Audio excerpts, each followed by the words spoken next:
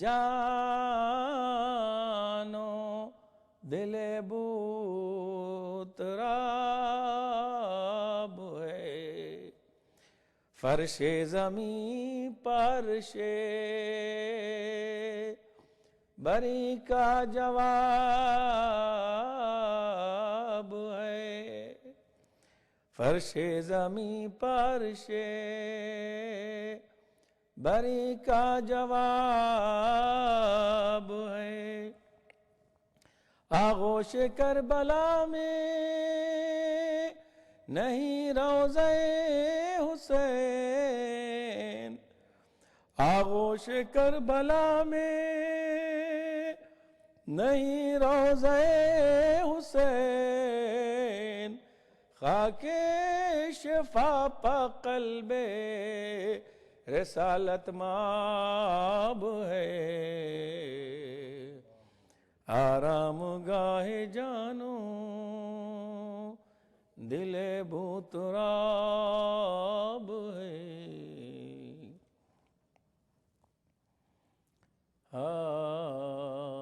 اصحاب شیخ دیر میں افسانے رہ گئے، اصحاب شیخ دیر میں افسانے رہ گئے، باقی رہی نہ شمع نہ پروانے رہ گئے، شبیر آنے پائے نہ اطراف ہند میں، آباد ہوتے ہوتے یہ ویران رہ گئے، آباد ہوتے ہوتے یہ ویران رہ گئے۔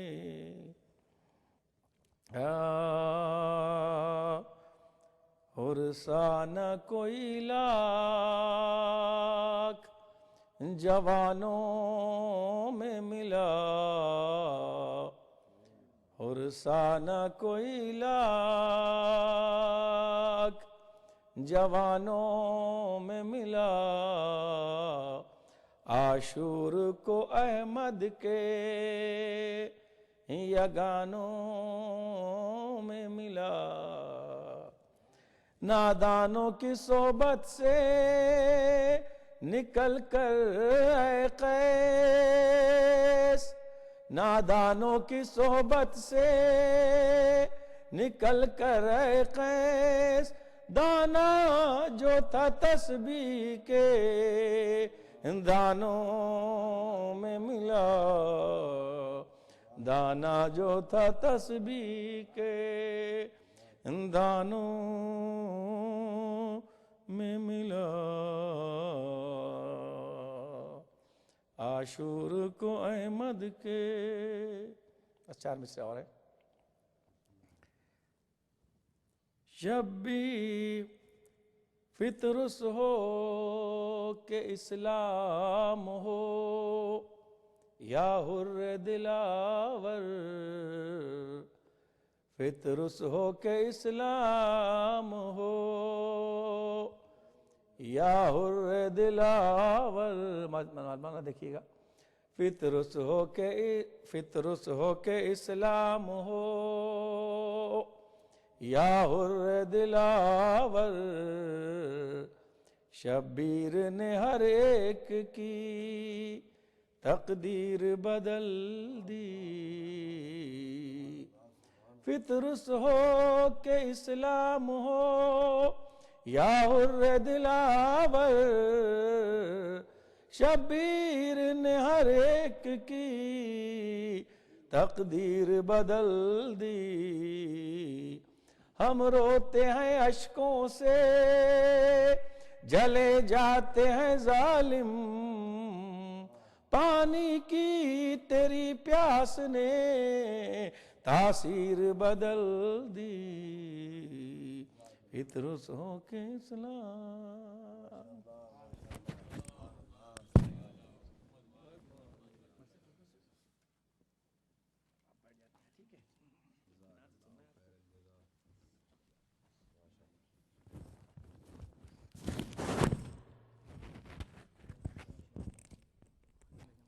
صلوات.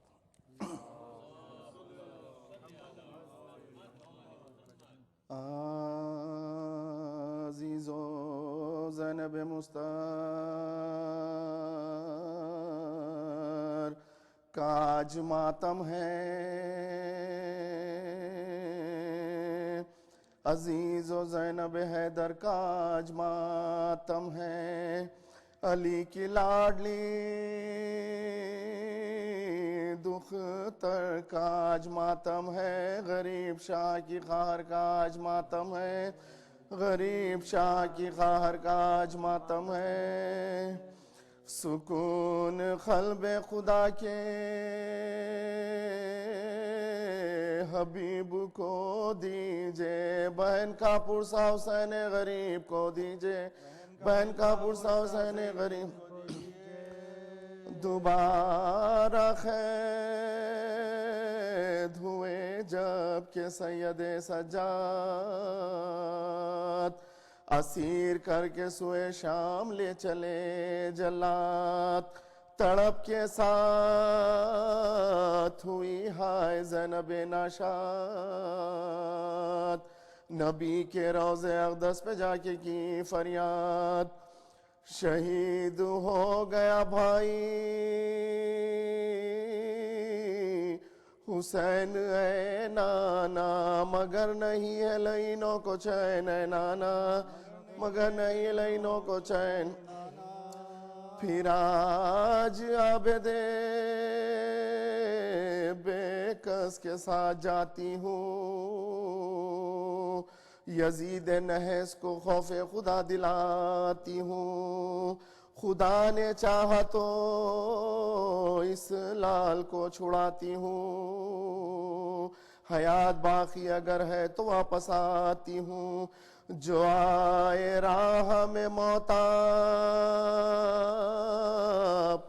آئیے نانا، ہماری لاش پہ آنسو بہائیے نانا، ہماری لاش پہ آنسو، ہماری لاش پہ آنسو. یہ سن کے اٹھ گئی فاطمہ کے روزے پر، لپٹ کے خبر سے کہنے لگی یہ خستہ جگر، اٹھو اٹھو میری ماں کے آئی ہے دختر، اسیر ہو گیا پھر آج عابد مستر، تمام گھر کو اجاڑا مگر نہ چین آیا، دوبارہ سید سجاد پا ستم ڈھایا، دوبارہ سید سجاد پھر آ چکا تھا ستمگار در بدر اماں، دکھایا نیزے پہ بھائی کا مجھ کو سر اماں، مدینہ بھیجا تھا گھر بار لوٹ کر اماں، پھر آج ہوتا ہے ویران سارا گھر اماں، چلا ہے قید میں پھر زین العابدین ہے، رہے گی چین سے کیا زینب حزین ہے، رہے گی چین سے کیا زینب حزین ہے.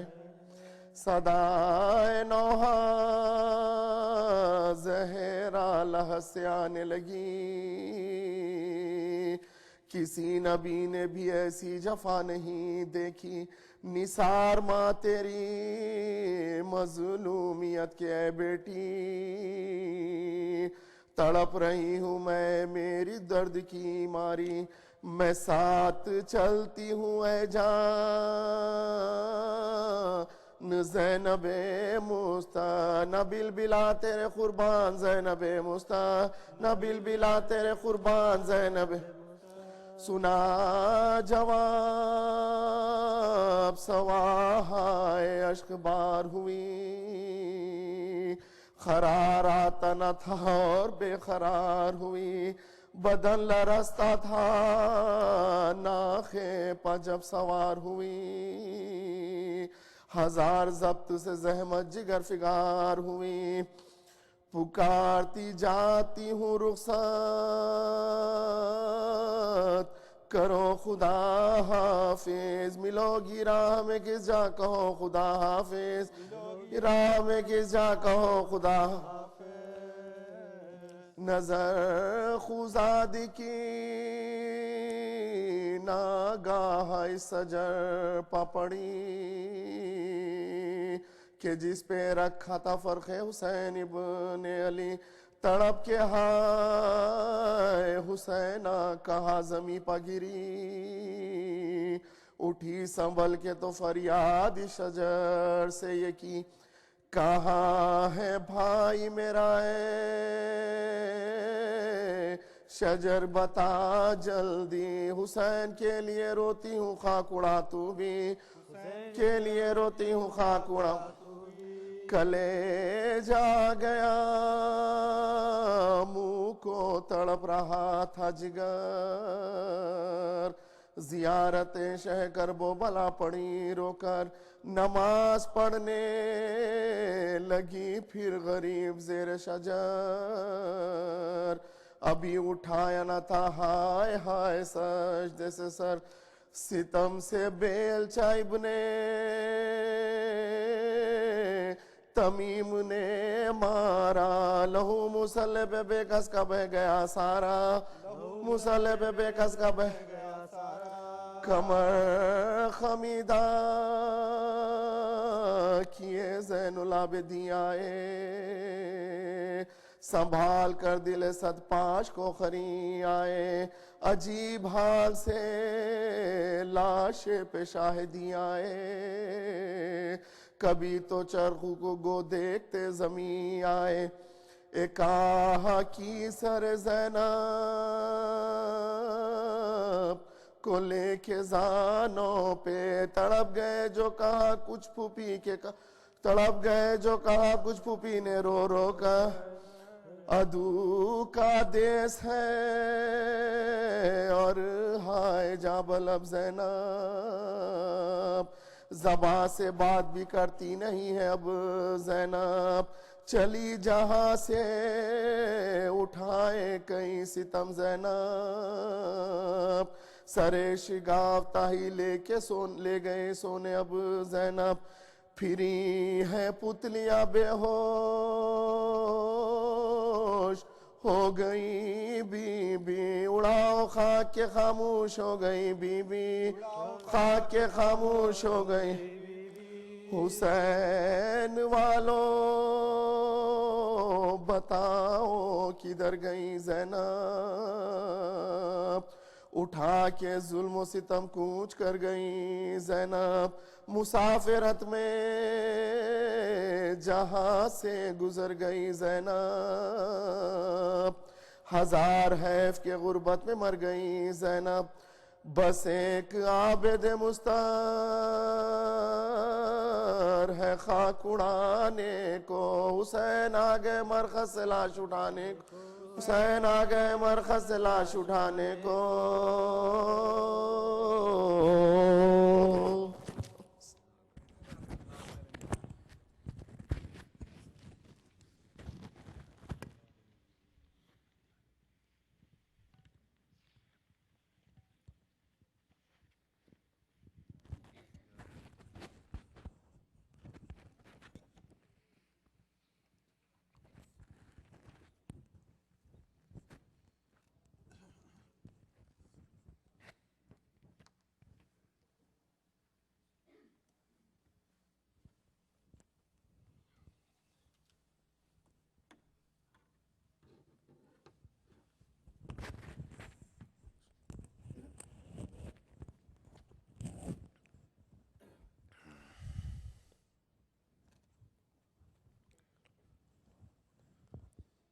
فاتحہ۔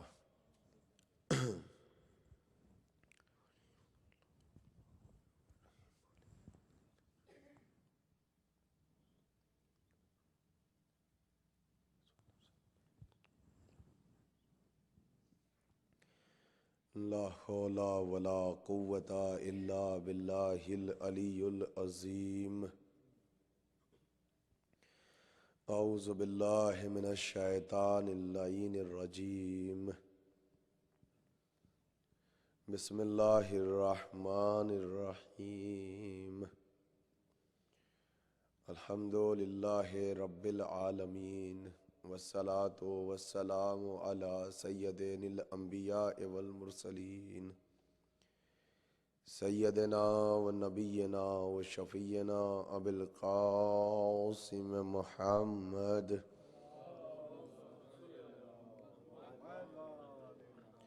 وآلہ الطیبین الطاہرین المعصومین المظلومین المنتجبین اما بعد فقد قال اللہ تعالی فی کتابہ المبین وہو اصدق الصادقین وقولہ الحق بسم اللہ الرحمن الرحیم انہ لقرآن کریم فی کتاب مکنون لا یمسہ الا المطہرون صلوات بھیجتے محمد والے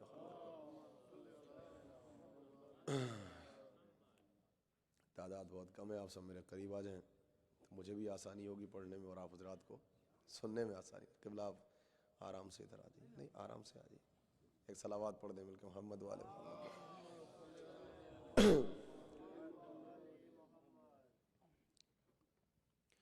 قرآن مجید کی یہ آیت کریمہ اور آیات خاصہ میں سے ایک خاص آیت ہے، اور آیت کے پہلے ٹکڑے میں اللہ نے عظمت قرآن پر روشنی ڈالی ہے، اور جو آخری ٹکڑا ہے اس میں عظمت وارثان قرآن پر روشنی ڈالی ہے۔ اور انداز گفتگو یہ ہے، آپ فصاحت اور بلاغت کو اگر آپ دیکھیں اور الہی طریقے کو، الہی تہذیب کو اگر دیکھیں تو سب سے پہلے تعارف قرآن بزبان قرآنی کہ انہ لقرآن کریم، یہ قرآن بہت عظمتوں والی کتاب ہے، یہ کرامتوں والی کتاب ہے، یہ رفعتوں والی کتاب ہے، یہ بلندیوں والی کتاب ہے، یہ پاک و پاکیزہ کتاب ہے، مگر فی کتاب مکنون، سب کچھ ایک چھپی ہوئی کتاب کے اندر محفوظ ہے۔ لا یمسہ الا المطہرون، اور اس کو کوئی مس بھی نہیں کر سکتا سوائے ان کے جو صاحب آئے تطہیر ہیں، جن کے سروں پر اللہ نے دست قدرت سے تاج طہارت کو سجا دیا ہے۔ اگر آپ قرآن مجید کے انداز کو دیکھیں اور آیات الہیہ میں کچھ غور و فکر کریں، بہت ہی آہستہ آہستہ میں اپنے معروضات آج کی مجلس میں آپ حضرات کی خدمت میں پیش کروں گا، اور یہ گفتگو مومنین کم ہے مگر بہت مہم، بہت اہم اور بہت خاص گفتگو ہوگی، اور انشاءاللہ جب آپ یہاں سے اٹھیں گے تو آج کی اس مجلس کے بعد بھی رزق علم میں بھی اضافہ ہوگا، رزق معرفت میں بھی اضافہ ہوگا، رزق مودت میں بھی اضافہ ہوگا، اور رزق ولایت میں بھی اضافہ ہوگا۔ ذرا آپ اگر اللہ کے کلام کی شان کو دیکھیں اور آیات الہیہ کو دیکھیں تو آیات الہیہ کی جب تلاوت کرتے ہیں تو کچھ ایسا لگتا ہے کہ اللہ کے کلام کی جو کچھ آیات ہیں وہ تو آسان ہیں، اور جو کچھ آیات ہیں وہ مشکل ہیں۔ اب یہ کوئی خطابت نہیں ہے، یہ حقیقت بیانی ہے۔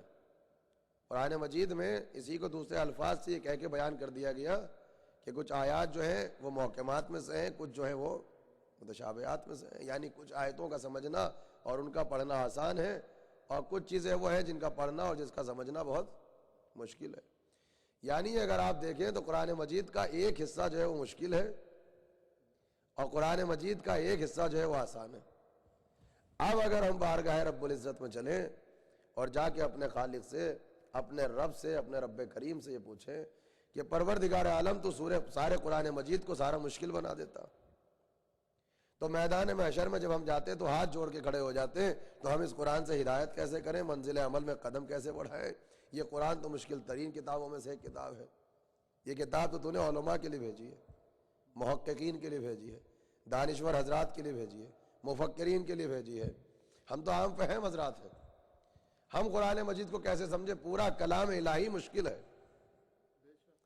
تو یا تو سارے کلام الہیہ کو مشکل بنا دیتا، اور اگر معبود سارے کلام الہی کو مشکل نہیں بنانا تھا تو آیات الہیہ جو ہوتی سب کی سب آسان ہوتی، تاکہ عام فہم حضرات قرآن مجید کو سمجھ لیتے، اور جب ہم اس میں غور و فکر کرتے تو نہ ہمیں علماء کی ضرورت ہوتی نہ فقہا کی ضرورت ہوتی، ہم قرآن کو پڑھ لیتے اور قرآن کو پڑھنے کے بعد قرآن کو سمجھ لیتے۔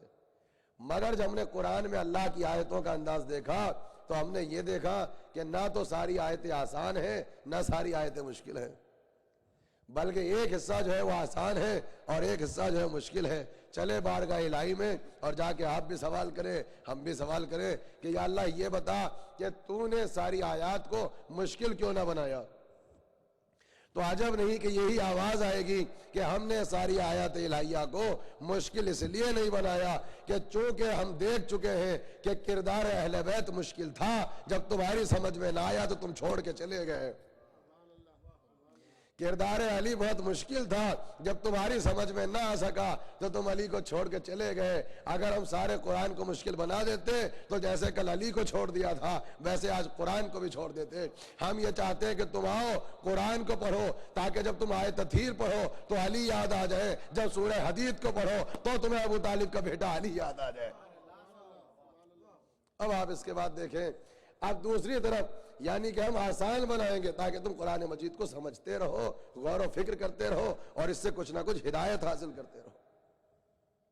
پروردگار عالم تو نے ساری آیات کو پھر آسان کیوں نہیں بنا دیا؟ تو اس کا جواب بہت آسان ہے کہ اگر ہم قرآن کی ساری آیتوں کو آسان بنا دیتے تو پھر صبح قیامت تک تم مشکل کشا کے محتاج کیسے رہتے؟ ارے صلوات بھیج دے محمد والے محمد۔ یہ ذرا سا آپ دیکھیں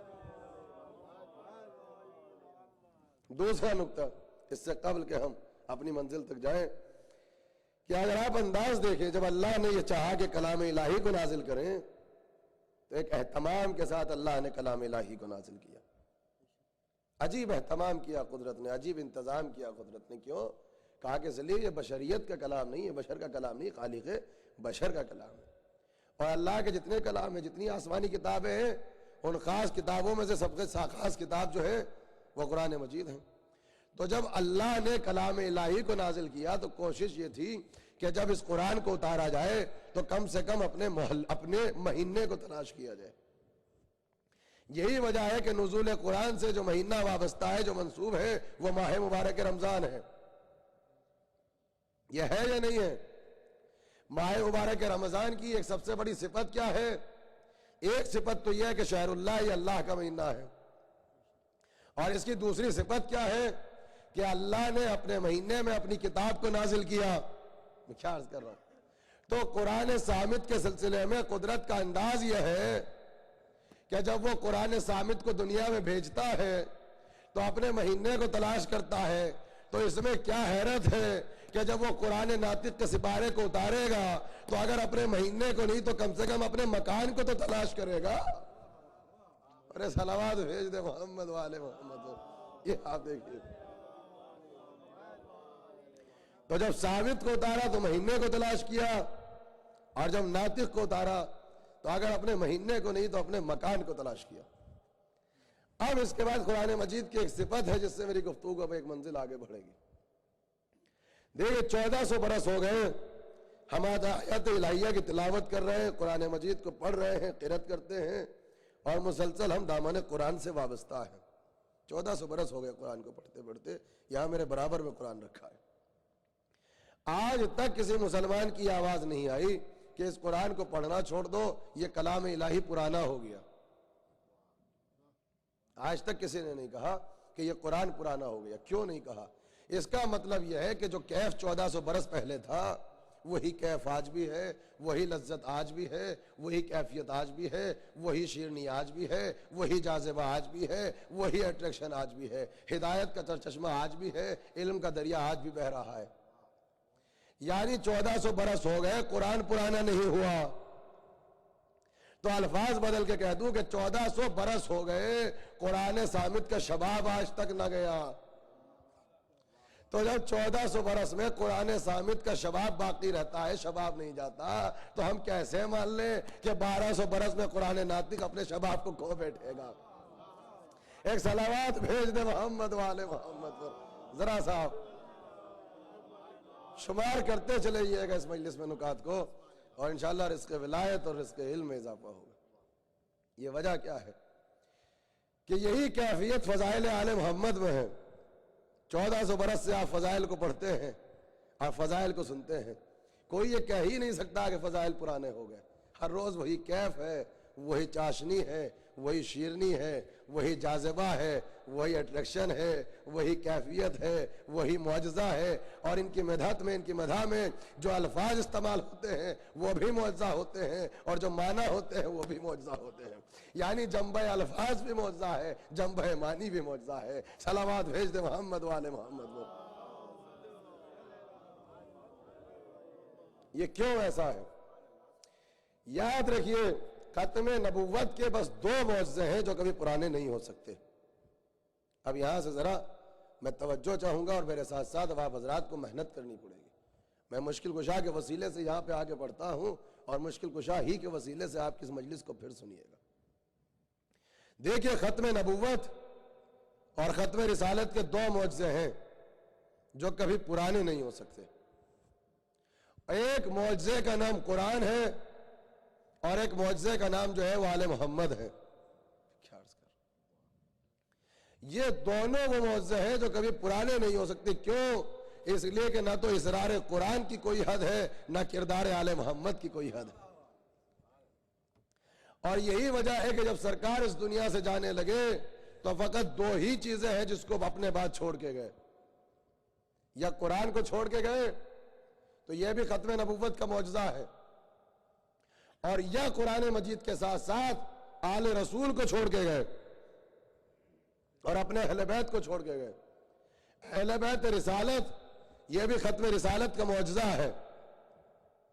میرے اس جملے کو یاد رکھیے گا، یہی سے گفتگو آگے بڑھے گی کہ ختم نبوت کے 2 معجزے ہیں. ایک معجزے کا نام قرآن ہے، اور ختم نبوت کے دوسرے معجزے کا نام جو ہے وہ اہل بیت رسالت ہے، وہ آل رسول ہے، وہ اولاد محمد، وہ ابنائے رسول ہے. یہ بھی معجزہ ہے ختم نبوت کا. اور عجیب شان ہے، عجیب کیفیت ہے. اگر آپ رسالت کی تہذیب، رسالت کی شان اور ان کے تمدن، ان کے فہم، ان کے طریقے اور ان کے سلیقے کو دیکھیں، اور اس کے ساتھ ساتھ کہ رسالت کو آپ کی ہدایت کی کتنی ضرورت تھی. رسول اللہ ہمارے اور آپ کے مستقبل اور ہمارے نصیب اور ہمارے مقدر کو لے کر اور اس کو سوچ کر کتنے پریشان تھے اور کتنا خیال تھا. اس کا اندازہ اس بات سے لگائیے کہ جب تک دنیا میں رہے اللہ نے ان کو رحمت للعالمین بنا کے بھیجا.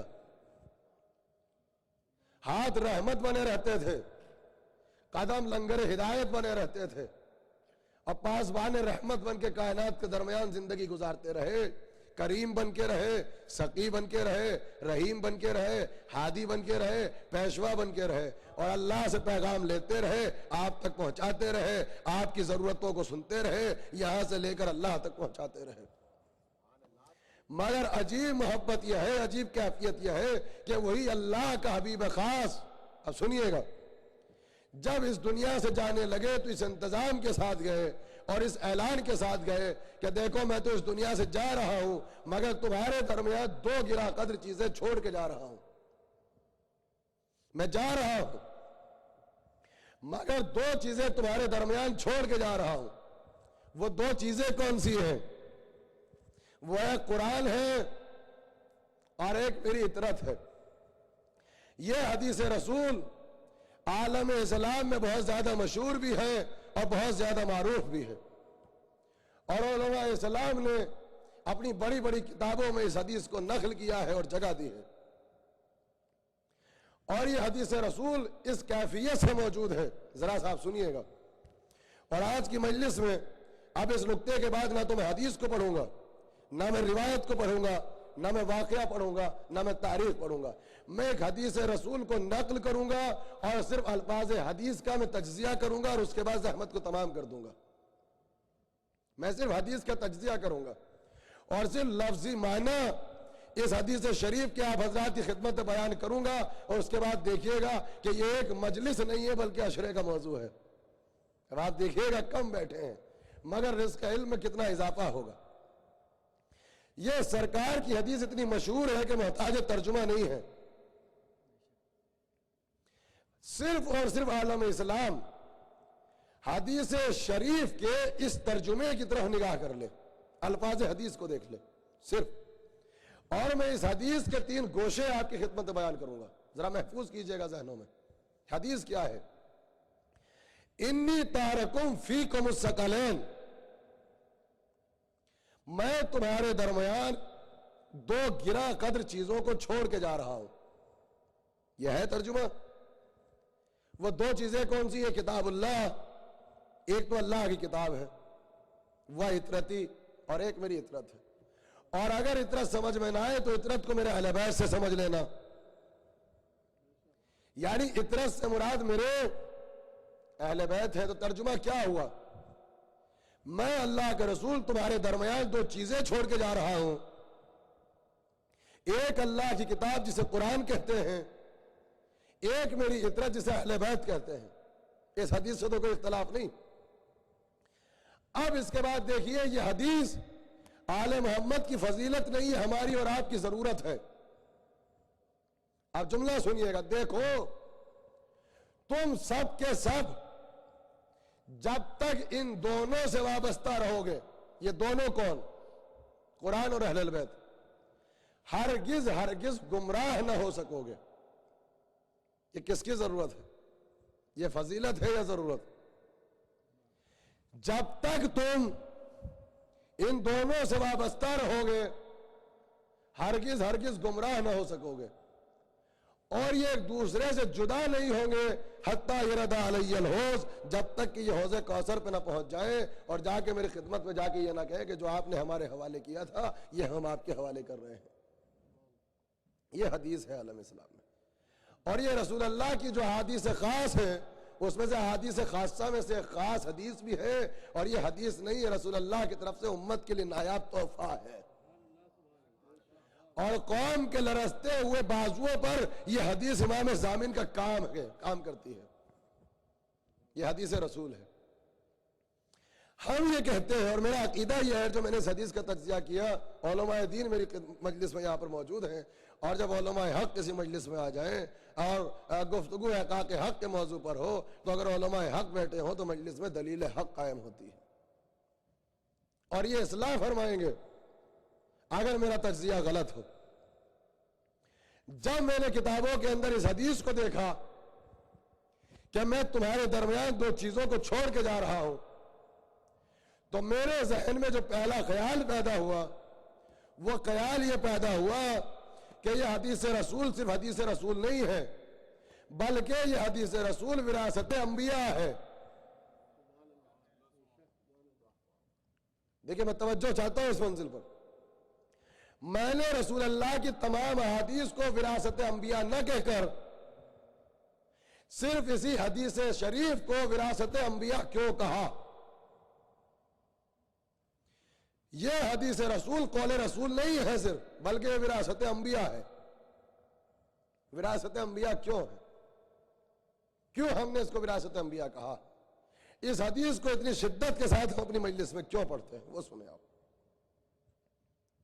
دیکھیں، اگر آپ تاریخ انبیاء کو پڑھیں اور تاریخ رسالت کو پڑھیں تو ہر نبی جب اس دنیا سے جاتا تھا تو وہ کس اعلان کے ساتھ جاتا تھا کہ میرے بعد ایک نبی آئے گا، میرے بعد ایک نبی آئے گا، میرے بعد ایک رسول آئے گا.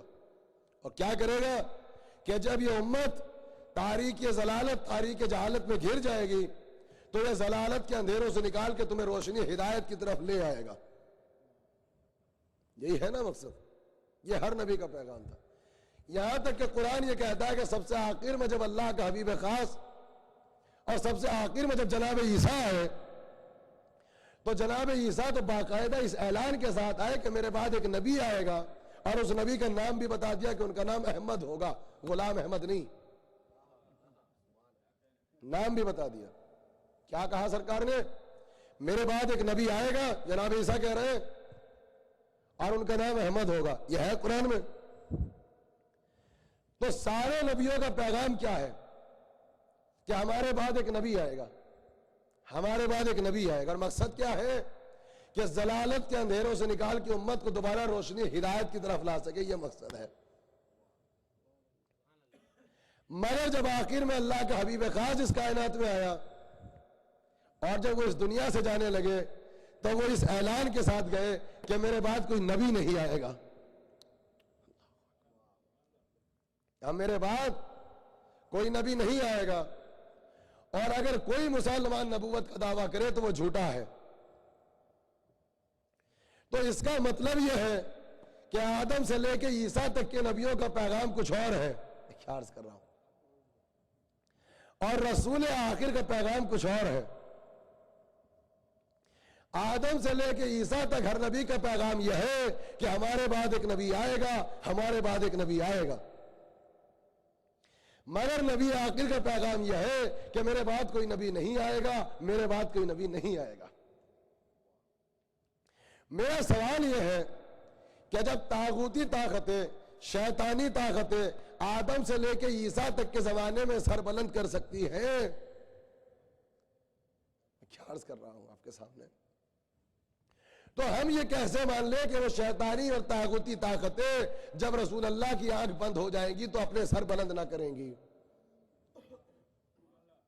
تو جب ہر نبی کو سامان ہدایت اور اہتمام ہدایت کی ضرورت تھی امت کے لیے، تو سرکار نے امت کو ہدایت کے بغیر تشنا کیسے چھوڑا؟ یا تو سرکار اس اعلان کے ساتھ جائے کہ میری زندگی میں شیطان کو موت آ جائے گی، لہذا اس کے بعد جو جس کے پیچھے چلا جائے اس کو ہدایت مل جائے گی، ایسی حدیث ہمیں ملتی نہیں۔ تو اب سوال یہ ہے کہ جب شیطانی اور طاغوتی طاقتیں آدم سے لے کے عیسیٰ تک کے زمانے میں سر اٹھا سکتی ہے، تو ہم کیسے مان لیں کہ رسول اللہ کی آنکھ بند ہونے کے بعد یہ شیطانی اور طاغوتی طاقتیں اپنے سر کو بلند نہ کرے گی اور امت روشنی ہدایت کو چھوڑ کے ضلالت کے اندھیروں کی طرف نہیں جائے گی؟ لہذا سرکار نے جاتے وقت یہی کہا کہ اب جب کبھی بھی یہ امت تاریکی ضلالت کی طرف جانے لگے اور تم کو ضرورت ہدایت ہو تو پریشان نہ ہونا، میں تمہارے درمیان دو چیزیں چھوڑ کے جا رہا ہوں، ایک قرآن کو چھوڑ کے جا رہا ہوں، ایک اہل بیت کو چھوڑ کے جا رہا ہوں۔ اب سمجھ میں آیا، انی تارکم فیکم الثقلین حدیث رسول نہیں ہے، وراثت انبیاء ہے۔ ایک صلوات بھیج دے محمد وآل محمد پر۔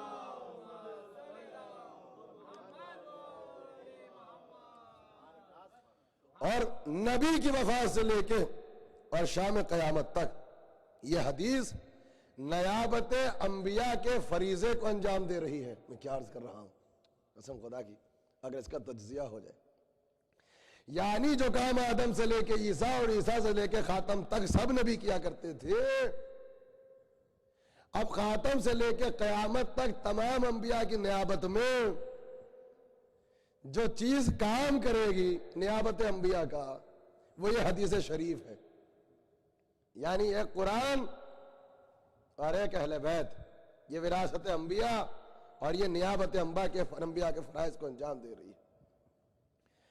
اب یہ تو میں نے آپ کے سامنے اس حدیث کا پس منظر اور اس کی اہمیت اور اس کی فضیلت اور اس کی جلالت اور اس کی منزلت کو پیش کیا کہ اسے حدیث شریف نہ کہنا یہ وراثت انبیاء ہے۔ اب آپ ذرا سنیں اور اب آپ دیکھیے گا کہ ذہن بشر پریشان ہو کے رہ جائے، اور یہاں سے ہدایت ملتی ہے ان مجلسوں سے اگر انسان بیماری کم نسبی میں مبتلا نہ ہو اور عداوت علی کا بخار اس کو نہ چڑھاؤ۔ اب ذرا سنیں، دیکھیے میں آپ کے سامنے کوئی روایت، کوئی حدیث، کوئی آیت، کوئی تاریخ، کوئی واقعہ نہیں پڑھوں گا، میں آپ کے سامنے اس حدیث کا تجزیہ کرنا چاہتا ہوں اللہ کی موجودگی میں، اور ماہرین زبان میں سے ہیں، نحو میر اور صحیح میر کو جانتے ہیں، اور قبلہ یہاں پر ممتاز صاحب بھی موجود ہیں۔ ذرا سا دیکھیں کہ آپ سب کچھ چھوڑ دیں، حدیث شریف کے الفاظ کی طرف توجہ فرمائیں، ذرا سا دیکھیں حدیث شریف کے اصل الفاظ کیا ہے۔ جملہ انی تارکم سے تجزیہ کر لیں آپ، اس حدیث میں بس 3 چیزیں ہیں، بس کون کہہ رہا ہے، کس سے کہہ رہا ہے، اور کیا کہہ رہا ہے، بس 3 گوشے ہیں۔ کون کہہ رہا ہے، کس کے درمیان کہہ رہا ہے، اور کیا کہہ رہا ہے، بس 3 گوشے ہیں اس حدیث میں۔ اور اس کے بعد آپ کے عقیدے اس مجلس میں معراج کی منزلوں پہ پہنچیں گے، اور میں صرف تجزیہ کروں گا اور لفظی ترجمہ کروں گا۔ سنیں آپ، انی تارکم، انی میں، یہاں میں سے مراد کون ہے؟ میں سے مراد یہاں پہ خود ذات رسالت ہے، خود ذات رسول ہے، یعنی میں، انی یعنی میں اللہ کا رسول۔ کیا ترجمہ ہوا؟ میں اللہ کا رسول، فیکم تمہارے درمیان. میرا سوال یہ ہے کہ یہاں فیکم سے مراد کون ہے؟ بس کیا فیکم سے مراد ہم ہیں؟ کیا فیکم سے مراد مسلمان ہیں؟ نہیں، اس سے مراد ہم نہیں ہیں. بے شک نبی کی آواز کا اثر قیامت تک ہے، مگر پہلے تو جب سرکار نے فیکم کہا ہوگا تو سرکار سے مراد وہ افراد ہوں گے نا جو سرکار کی بس میں بیٹھے تھے، جو رسول اللہ کے دائیں بائیں بیٹھے تھے. تو اس حدیث کا صحیح ترجمہ کیا ہوا؟ میں اللہ کے رسول تم صحابہ کرام کے درمیان. پہلے اللہ کے رسول جو مکاتب ہے وہ اصحاب سے ہے، پھر اصحاب سے ہوتا ہوتا یہ بیان صدر اسلام سے گزر کے پھر ہم تک پہنچے گا، اور ہم سے گزر کے قیامت تک پہنچے گا. لیکن پہلے کس سے مکاتب ہے؟ اب جملہ سنیے گا، میں انی سے مراد میں یعنی ذات رسالت، میں اللہ کے رسول فیکم تم صحابہ کرام کے درمیان دو چیزیں چھوڑ کے جا رہا ہوں. تم صحابہ کے درمیان ایک تو یہ اللہ کی کتاب اور ایک میرے اہل بیت. سنیے، اور کس کے درمیان چھوڑ رہا ہوں؟ انٹرنیٹ سے مجلس جا رہی ہے. تم صحابہ کرام کے درمیان ایک قرآن چھوڑ کے جا رہا ہوں، ایک میری حال کو چھوڑ کے جا رہا ہوں. اب جملہ سنو، جب تک تم یعنی تم صحابہ کرام ان دونوں سے وابستہ رہو گے،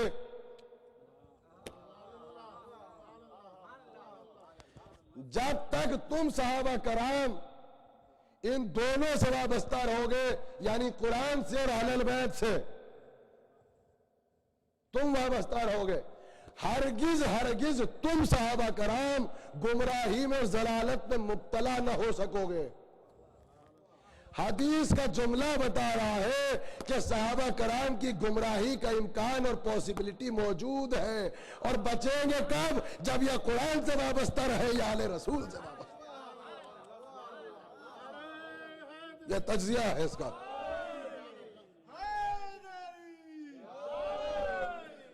تم گمراہ ہو جاؤ گے، تم ضلالت میں پڑ جاؤ گے، امکان اور پوسیبلٹی موجود ہے. بچو گے کب تم صحابہ کرام؟ جب یا قرآن سے وابستہ رہو یا قرآن کے ساتھ ساتھ اہل بیت سے وابستہ رہو. کس سے ہے مکاتب؟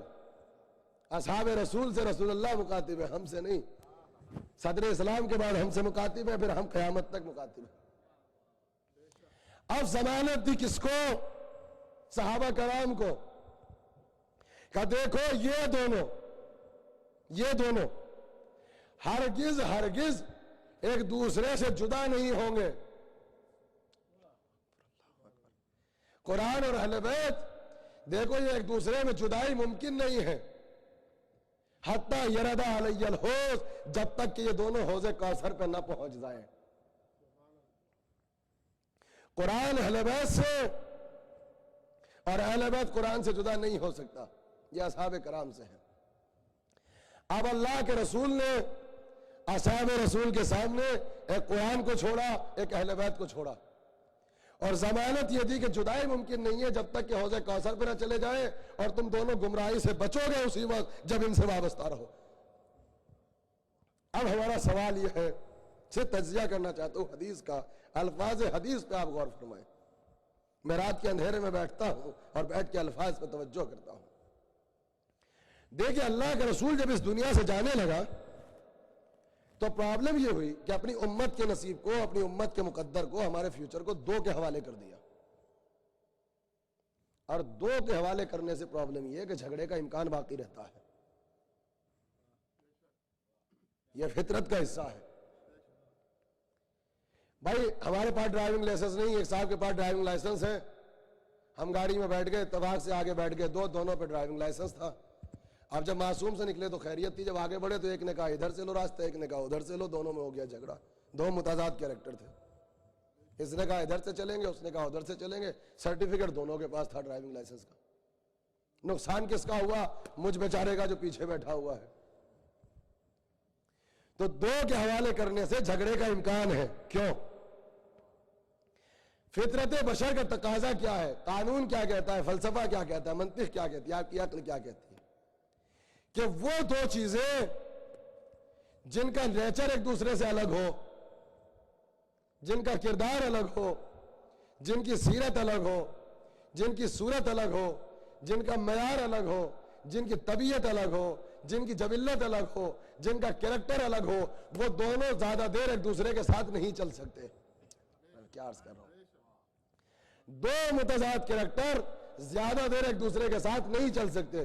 نیک کردار اور بد کردار ہو سکتا ہے کہ پلین میں اور ریل میں کچھ دیر ایک ساتھ ہو جائیں، مگر جب ایئرپورٹ پہ پہنچے اور جب ٹیکسی لی تو ایک نے کہا کہ یہ بتاؤ کہ یہاں پہ سینٹر کہاں پر ہے، یہاں پہ مسجد کہاں پر ہے. جو نیک کردار تھا وہ معصوم کا پتہ پوچھے گا، وہ حسینی کا پتہ پوچھے گا. اور ایک وہ انسان جو بد کردار ہے، جس کا کریکٹر اس سے متضاد ہے، وہ کسی اور جگہ کا منزل کا پتہ پوچھے گا. تو کچھ دیر تو ساتھ چل سکتے ہیں، زیادہ دیر ساتھ نہیں رہ سکتے. کیوں؟ کہ دونوں کا کریکٹر بھی الگ ہے، دونوں کا معیار بھی الگ ہے. اور یہ تقاضائے فطرت ہے کہ اب زیادہ دیر ساتھ نہیں چل سکتے، دونوں میں جدائی ہوگی. عالم اور جاہل کچھ دیر ساتھ رہ سکتا ہے، لیکن ان کی ہر وقت کی کتابیں پڑھنے سے یہ بیچارہ پریشان ہو جائے گا، اور اس کی ہر وقت کی سیاست اور جہالت سے وہ پریشان ہو جائے گا. آخر میں یہ وقت آئے گا کہ بھائی صاحب تم الگ کمرہ لے لو، ہم الگ کمرہ لے لیتے ہیں. یہی ہوتا ہے نا. کیوں؟ دو متضاد کریکٹر ہیں، نیک و بد، عالم اور جاہل. آپ دنیا کے کسی بھی شعبے میں چلے جائیں جہاں دو فطرتیں مختلف ہوں، دو کردار متضاد ہوں. اب سرکار نے کیا کہا کہ میں اپنی اس امت کو چھوڑ کے جا رہا ہوں، دو کے حوالے کر کے جا رہا ہوں. میں تمہیں حوالے کر رہا ہوں دو کے. تو ایمان سے بتاؤ، اگر دونوں کا نیچر ایک دوسرے سے الگ ہوتا، اگر دونوں کی طبیعت الگ ہوتی، دونوں کا کردار مختلف ہوتا، دونوں کی سیرت مختلف ہوتی، دونوں کا کریکٹر مختلف ہوتا، دونوں کی طبیعتیں مختلف ہوتی، دونوں کا معیار مختلف ہوتا، تو حوض کوثر تک ساتھ چلتے کیسے؟ حوض کوثر تک ساتھ چلنا اور ایک دوسرے سے جدا نہ ہونا خود اس بات کی دلیل ہے کہ جو قرآن کا مزاج تھا وہی اہل بیت کا مزاج تھا، جو قرآن کی سیرت تھی وہی آل محمد کی سیرت. ایک صلوات بھیج دے مل کے محمد و آل محمد. یہ ذرا سا تو ساتھ چلنا اور پھر رسول کا ضمانت دینا کہ جدا نہیں ہو سکتے، نہیں ہو سکتے ایک دوسرے سے الگ. کب تک؟ حتی یرد علی الحوض، جب تک کہ حوض کوثر پہ نہ پہنچے. تو حوض کوثر تک ساتھ چلنا خود دلیل ہے کہ دونوں کا معیار، دونوں کی طبیعت، دونوں کا کریکٹر، دونوں کی سیرت ایک ہے. اب ذرا سے قیمتی جملہ آپ سنیں. اس کا مطلب یہ ہے کہ جو مزاج قرآن کا ہے وہی مزاج اہل بیت کا. اس حدیث سے تو یہی پتا چلا ہے، خطابت نہیں حقیقت ہے. جو سیرت قرآن کی ہے وہی اہل بیت کی.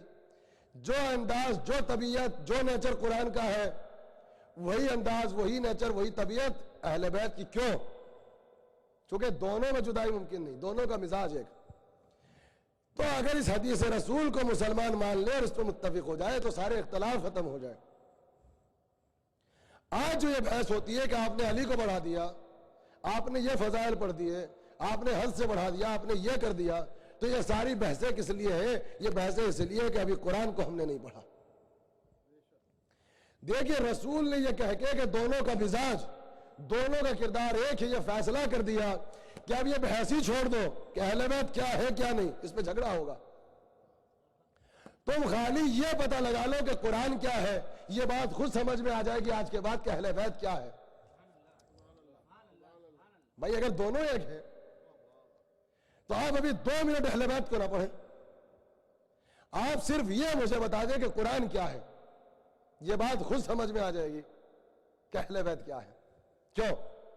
دونوں کا مزاج، کیریکٹر، سیرت، طبیعت، فطرت سب ایک.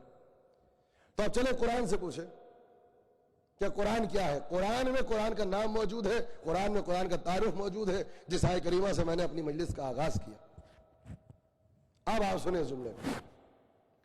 قرآن ہے کیا؟ کلام الہی کیا ہے؟ عجیب نکتہ ہے اگر اس کو آپ نے محفوظ کر لیا. چند منٹ کی بس زحمت ہے. قرآن میں قرآن کا پہلا نام ہدایت ہے. ھدی للمتقین، یہ ہدایت ہے متقیوں کے لیے. باہر سے نہیں پڑھ رہا ہوں. قرآن میں قرآن کا پہلا نام ہدایت ہے. تو عقل بشر کا تقاضا کیا ہے کہ قرآن کے ساتھی کو بھی ہدایت ہونا چاہیے. کیوں؟ جملہ سنو. اس لیے کہ ہدایت اور ہدایت ساتھ چل سکتی ہے، ہدایت اور ضلالت ایک دوسرے کے ساتھ نہیں رہ سکتے. بہت محنت سے میں نے جملہ کہا تھا. تو قرآن ہدایت، تو عقل بشر کا تقاضا کیا ہے کہ قرآن کے ساتھی کو ہدایت ہونا چاہیے. پھر سنیں، قرآن علم ہے. قرآن میں قرآن کا ایک نام علم بھی ہے. وَبَعْدَ مَا جَاءَكَ مِنَ الْعِلْمِ، بعد اس کے کہ تمہارے پاس علم آ گیا. مفسرین کہتے ہیں اس سے مراد قرآن بھی ہے. تو عقل بشر کا تقاضا کیا ہے کہ جب قرآن علم ہے تو قرآن کے ساتھی کو بھی علم ہونا چاہیے. کیوں؟ کہا علم اور علم تو ساتھ رہ سکتا ہے، علم اور جہل ایک دوسرے کے ساتھ نہیں رہ سکتی. پھر چلے آپ، قرآن میں قرآن کا ایک نام طہارت بھی ہے. صحف مطہرہ، اور جہاں سے آغاز کیا تھا لا یمسہ الا المطہرون. تو قرآن میں قرآن کا ایک نام طہارت ہے. تو عقل بشر کا تقاضا کیا ہے کہ قرآن کے ساتھی کو بھی طہارت ہونا چاہیے. کیوں؟ کہ طہارت اور طہارت تو ساتھ رہ سکتی ہے، طہارت اور نجاست دونوں ساتھ نہیں چل سکتی. کیا آپ کے سامنے پڑھوں؟ قرآن میں قرآن کا ایک نام نور ہے. جتنی محنت سے پڑھ رہا ہوں آپ سننا ہی نہیں چاہ رہے. قرآن میں قرآن کا ایک نام نور ہے، باہر سے نہیں پڑھ رہا. تو عقل بشر کا تقاضا کیا ہے کہ قرآن کے ساتھی کو بھی نور ہونا چاہیے. کیوں؟ کہ نور اور نور تو ساتھ رہ سکتا ہے، نور اور ظلمت ایک دوسرے کے ساتھ زیادہ دیر ایک ساتھ نہیں چل سکتی. قرآن میں قرآن کا ایک نام اعجاز بھی ہے. اللہ میری جان قربان ہو جائے قسم. قرآن معجزہ ہے، اور اس کی دلیل یہ ہے کہ اگر تمہیں کتاب خدا ہونے میں شک ہے تو اس کی ایک آیت کا مثل لے آؤ اور ساری دنیا کو اپنا مددگار بلا لو اگر تم اپنے دعوے میں سچے ہو. یہ آیت مجھے اب یاد نہیں رہی، مس ہو رہی ہے، مگر قبلہ یہی ہے نا آیت کہ قرآن معجزہ ہے. اور یہی معجزہ ہونے کی دلیل ہے کہ وہ عرب جو سب کو گنگا کہا کرتے تھے، قرآن کی اس ایک آیت نے آ کے صبح قیامت تک کے لیے سارے عربوں کو گنگا ثابت کر دیا. جو سب کو گنگا کہتے تھے، ایک آیت نے آ کے صبح قیامت تک کے لیے سب کی زبانوں پہ تالے لگا دیے، سب کو گنگا ثابت کر دیا. تو قرآن میں قرآن کا ایک نام اعجاز بھی ہے. تو عقل بشر کا تقاضا کیا ہے کہ قرآن کے ساتھی کو بھی معجزہ ہونا چاہیے. میں کیا عرض کر رہا ہوں؟ اب پہچانا، اگر ہم معجزات کو مانتے ہیں تو یہ ان کی فضیلت نہیں ہے، یہ قرآن میں اللہ کی عدالت کی ضرورت ہے. تو میں نے آپ کو قرآن کے موٹے موٹے 5 نام بتائے. قرآن میں قرآن کے 5 نام ہیں، یعنی جو اللہ کے کلام الہی کے نام ہے وہ بھی پنجے تنی. یا قرآن بھی پنجے تنی ہے. تو آپ سنیے، قرآن میں قرآن کا پہلا نام، اور نتیجہ سنیں، ہدایت. قرآن میں قرآن کا دوسرا نام طہارت، تیسرا نام نور، چوتھا علم، پانچواں اعجاز. سارے اختلافات چھوڑ کے آپ کی عقل بشر کا تقاضا یہ ہے کہ آپ قرآن کے ساتھی کو ہدایت ہونا چاہیے، طہارت ہونا چاہیے، نور ہونا چاہیے، علم ہونا چاہیے، اعجاز ہونا چاہیے. تبھی یہ امت کی رہبری کریں گے، تبھی حوض کوثر تک ساتھ چلیں گے. کیا اب جملہ سنیں آپ کہ سارے اختلافات کو چھوڑ کر، سارے جھگڑوں کو چھوڑ کر آپ 1 منٹ کے لیے سچے، پکے اور کھرے مسلمان بن کر کم از کم میری ایک بات پر تو ایمان لائیں گے. سارے جھگڑے چھوڑ دیں. کم از کم 2 منٹ کے لیے آپ سچے، پکے اور کھرے مسلمان بن کر میری اس بات پہ تو ایمان لائیں گے کہ کتنا اچھا اور پیارا تھا وہ رسول کیا عرض کریں۔ کتنا اچھا اور کتنا پیارا تھا وہ رسول جو اپنی وفات کے بعد اپنی امت کے کلمہ پڑھنے والوں کے نصیب کو، آپ کے مقدر کو، آپ کے نصیب کو، آپ کے فیوچر کو، آپ کی تقدیر کو ہدایت کے، طہارت کے، علم کے، نور کے، اعجاز کے حوالے کر کے گیا۔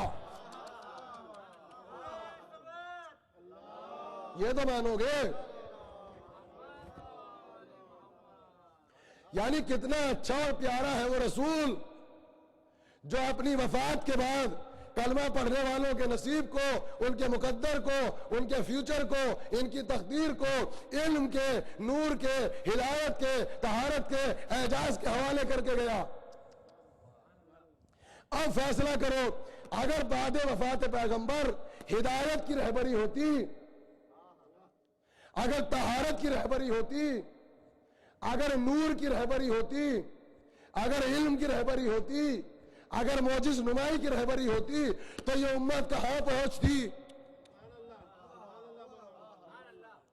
امت نے اقتدار کی ہوس میں، اقتدار کی لالچ میں اس رہبری کو چھوڑ دیا۔ جب چھوڑ دیا تو چھوڑ دیا، مگر جب چھوڑا تو نتیجہ کیا ملا؟ یہ میرا عقیدہ نہیں، قرآن کا عقیدہ ہے۔ کہا جب ہدایت کو چھوڑا تو ضلالت ملی، جب طہارت کو چھوڑا تو نجاست ملی، جب علم کو چھوڑا تو جہالت ملی، جب نور کو چھوڑا تو ظلمت ملی، جب اعجاز کو چھوڑا تو دنیا کی زندگی ملی۔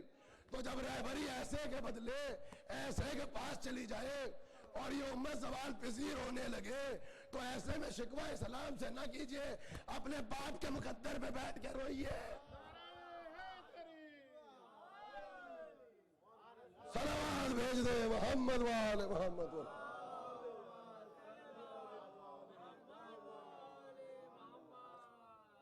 میں نے صرف تجزیہ کرنے کی کوشش کی کہ جب تم نے چھوڑ دیا تو اب نتیجہ یہی نکلے گا کہ جب بھی آپ ہدایت کی رہبری چھوڑیں گے تو ضلالت ملے گی، جب علم کی رہبری چھوڑو گے تو جہالت ملے گی، جب نور کی رہبری چھوڑو گے تو ظلمت ملے گی، جب طہارت کی رہبری کو چھوڑو گے تو نجاستیں ملیں گی، جب اعجاز کو چھوڑو گے تو دنیا کی زندگی ملے گی۔ تو آپ اگر زوال پذیر ہو عالم اسلام میں تو کسی سے شکوہ نہ کریں، اپنے مقدر پہ بیٹھ کے روئیے۔ آپ نے اپنے مقدر کو خود ڈبویا ہے۔ ایک صلوات پڑھ دے مل کے محمد والے محمد کو۔ یہ آپ دیکھیں، یہ میں نے اسے تجزیہ کیا ہے، اپنی طرف سے کچھ نہیں پڑھا۔ اچھا، اب عقل بشر کا تقاضا ہے، آپ حضرات یہاں پہ بیٹھے ہیں، ماشاءاللہ اہل علم یہاں پر آتے ہیں، اہل نظر آتے ہیں، اور میں اپنی ہر مجلس میں دہراتا رہتا ہوں کہ یہ کوئی مبالغہ آ رہا ہی نہیں ہے، یہاں پہ اہل علم ہی آتے ہیں، اس لیے کہ جاہل تو وہ ہے جو مرجع ہر زمانے کے امام کو نہ پہچانے۔ تو یہاں سب اہل علم آتے ہیں، تو پڑھنے والوں کی ذمہ داریاں بڑھ جاتی ہیں۔ دیکھیے، انسان کی عقل کا تقاضا یہ ہے کہ جب یہ بات طے ہو گئی کہ قرآن کیا ہے، ہدایت، میں قرآن پہ گفتگو کر رہا ہوں، قرآن نور، قرآن علم، قرآن طہارت، قرآن اعجاز، تو ہم نے تو اپنی زندگی میں دیکھا کہ ہر آدمی کو منہ نہیں لگاتا۔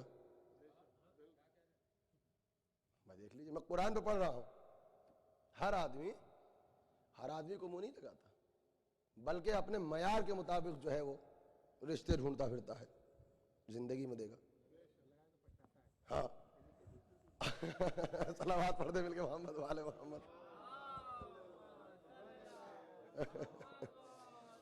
اب اچھا، آپ نے اکثر ایک تجزیہ کیا ہوگا، اور یہ اس میں ہم سب ہیں کہ سارے بیٹھے ہوئے ہیں، محفل ہو رہی ہے، ایک ڈاکٹر صاحب آئے جو بہت بڑے ڈاکٹر ہیں، تو آپ نے دیکھا ہوگا کہ جب وہ آئیں گے تو پورے مجمع کو چیرتے ہوئے دائیں بائیں دیکھیں گے، وہیں جا کے بیٹھیں گے کہ جہاں ڈاکٹر صاحب بیٹھے ہوئے ہیں۔ ایسا ہوتا ہے یا نہیں ہوتا ہے؟ کوئی بہت بڑے اسکالر آ جائے، ہم سب بیٹھے ہو، ہمارے اور آپ کے پاس نہیں بیٹھیں گے، ان کی کوشش ہوگی کہ وہیں جا کے بیٹھیں۔ کیوں؟ کہا کہ بھائی سیدھی بات ہے کہ ہم جب ان کے پاس جاتے ہیں، انہیں سلام کرتے ہیں تو سلام کا جواب تو دے دیتے ہیں، وہ اس لیے کہ علم انسان کے اخلاق کو سنوارتا ہے۔ ہم کسی مرجع کے پاس جائیں، کسی فقیہ کے پاس جائیں، کسی اسکالر کے پاس جائیں، جا کے سلام کریں تو ہمارے سلام کا جواب بھی دیں گے، ہمیں گلے سے بھی لگائیں گے۔ کیوں؟ کہا علم نے انسان کے اخلاق کو سنوارا ہے۔ تو دو چار باتیں ہم سے کرتے بھی ہیں، ہماری خیریت پوچھتے ہیں، بیوی بچوں کی خیریت پوچھتے ہیں، لیکن اگر میں یہ چاہوں کہ گھنٹہ دو گھنٹہ بیٹھ کے کسی فقیہ کے پاس گفتگو کروں، مرجع کے پاس، تو مجھ سے گفتگو نہیں کرے گا۔ کیوں؟ اس لیے کہ سراپا علم ہے میں سراپا جہل. وہ اپنا وقت ضائع نہیں کریں گے. میں جہالت کی باتیں کروں گا، وہ فقہ کی اور علم کی اور منطق اور فلسفے کی باتیں کریں گے. تو آپ نے اپنی زندگی میں دیکھا ہوگا، ہم اور آپ ڈاکٹر صاحب کے پاس جائیں، سلام کریں، جواب دے دیں گے، لیکن 2-4 گھنٹے کسی موضوع پہ بیٹھ کے ان سے بات کریں تو ہم سے کیوں بات کریں گے؟ وہ کرتے ہیں انسان کا پوسٹ مارٹم، ہم کرتے ہیں تاریخ کا پوسٹ مارٹم. صلوات پڑھ دیں بلکہ محمد والے محمد جزاک اللہ علیہ سلامت رکھیں. ذرا سا اس نقطے کو آپ سن لیں. تو اس سے نتیجہ کیا نکلا کہ ہر آدمی سے بات نہیں کرتا، مگر چونکہ علم انسان کے اخلاق کو سنوارتا ہے تو 2-4 باتیں ہم سے کر لیتے ہیں. تو جب قرآن ہدایت ہے، قرآن طہارت ہے، یہ علم ہے، یہ نور ہے، یہ اعجاز ہے، اور یہ ہمارے ہاتھوں میں ہے، اور 2-4 چھوٹی موٹی باتیں ہم اس سے کر بھی لیتے ہیں، اور آیتوں کو پڑھ کے اپنے مطلب کا ترجمہ نکال بھی لیتے ہیں، تو آپ زیادہ تکبر نہ کیا کریں. یہ تو قرآن کا اخلاق علمی ہے کہ ہم جیسے جاہلوں کو بھی منہ لگا لیتا ہے. کیا عرض کر رہا ہوں. اور آیتوں کو پڑھ کے 2-4 آیتوں کا مطلب ہم اور آپ نکال بھی لیتے ہیں. لیکن اگر میں اور آپ یہ چاہے کہ قرآن سے گھنٹہ 2 گھنٹہ بیٹھ کے گفتگو کرے تو قرآن گھنٹہ یا 2 گھنٹہ بیٹھ کے ہم سے گفتگو نہیں کرے گا. کیوں؟ اس کا معیار بلند ہے. وہ سراپا ہدایت، سراپا نور، سراپا علم، سراپا طہارت، سراپا اعجاز ہے. ہم گناہگار بندے ہیں، ہم پستیوں میں رہتے ہیں، تو گھنٹہ 2 گھنٹہ بیٹھ کے ہم سے گفتگو نہیں کرے گا چونکہ وقت ضائع ہوگا. لیکن ہم نے یہ دیکھا کہ جب اسی کے معیار کے مطابق کوئی اس کی بزم میں آیا تو قرآن نے خوب دل کھول کے باتیں کی، خوب دل کھول کے باتیں کی. جیسے کسی اسکالر، کسی فقی کے پاس آپ جائیں اور انہی کے معیار کے مطابق کوئی فقی آ جائے تو گھل مل کے باتیں ہوتی ہیں. تو ہم نے یہ دیکھا کہ قرآن نے کچھ لوگوں سے خوب گھل مل کے باتیں کی اور دل کھول کے باتیں کی، مگر چونکہ علمی باتیں تھی تو صحابہ کرام کی سمجھ میں نہیں آئی، حیرت سے منہ کھولے ہوئے بیٹھے رہے، یوں منہ کھولے رہتے تھے. دیکھیے یہی وجہ ہے کہ علماء نے لکھا کہ جو حیرت، جو تحیر ہے، اس کی 2 قسمیں ہیں. کبھی تحیر علمی ہوتا ہے، کبھی تحیر جہل ہوتا ہے. کہا جب چاہنے والے آتے تھے علی کے پاس تو ان کی تحیر علمی میں اضافہ ہوتا تھا، مگر جو بیماری کم نصیبی میں مبتلا تھے جب وہ آتے تھے اور فضائل سنتے تھے تو حیرت میں اضافہ ضرور تھا مگر تحیر جہل میں اضافہ ہوتا تھا. کیا عرض کر رہا ہوں آپ کے سامنے.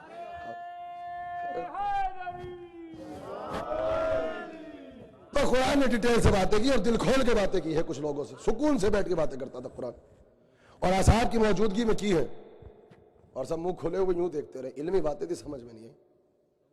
اور اگر آپ کو یقین نہ ہو تو واقعہ آپ کے سامنے، واقعہ پڑھوں گا نہیں چونکہ ظاہر سی بات ہے کہ مسلسل مجلسیں سنتے ہیں، سارے واقعات آپ کا اذان عالیہ محفوظ ہیں. وہ واقعہ آپ نے سنا ہوگا کہ 2 عورتوں میں جھگڑا ہو گیا تھا،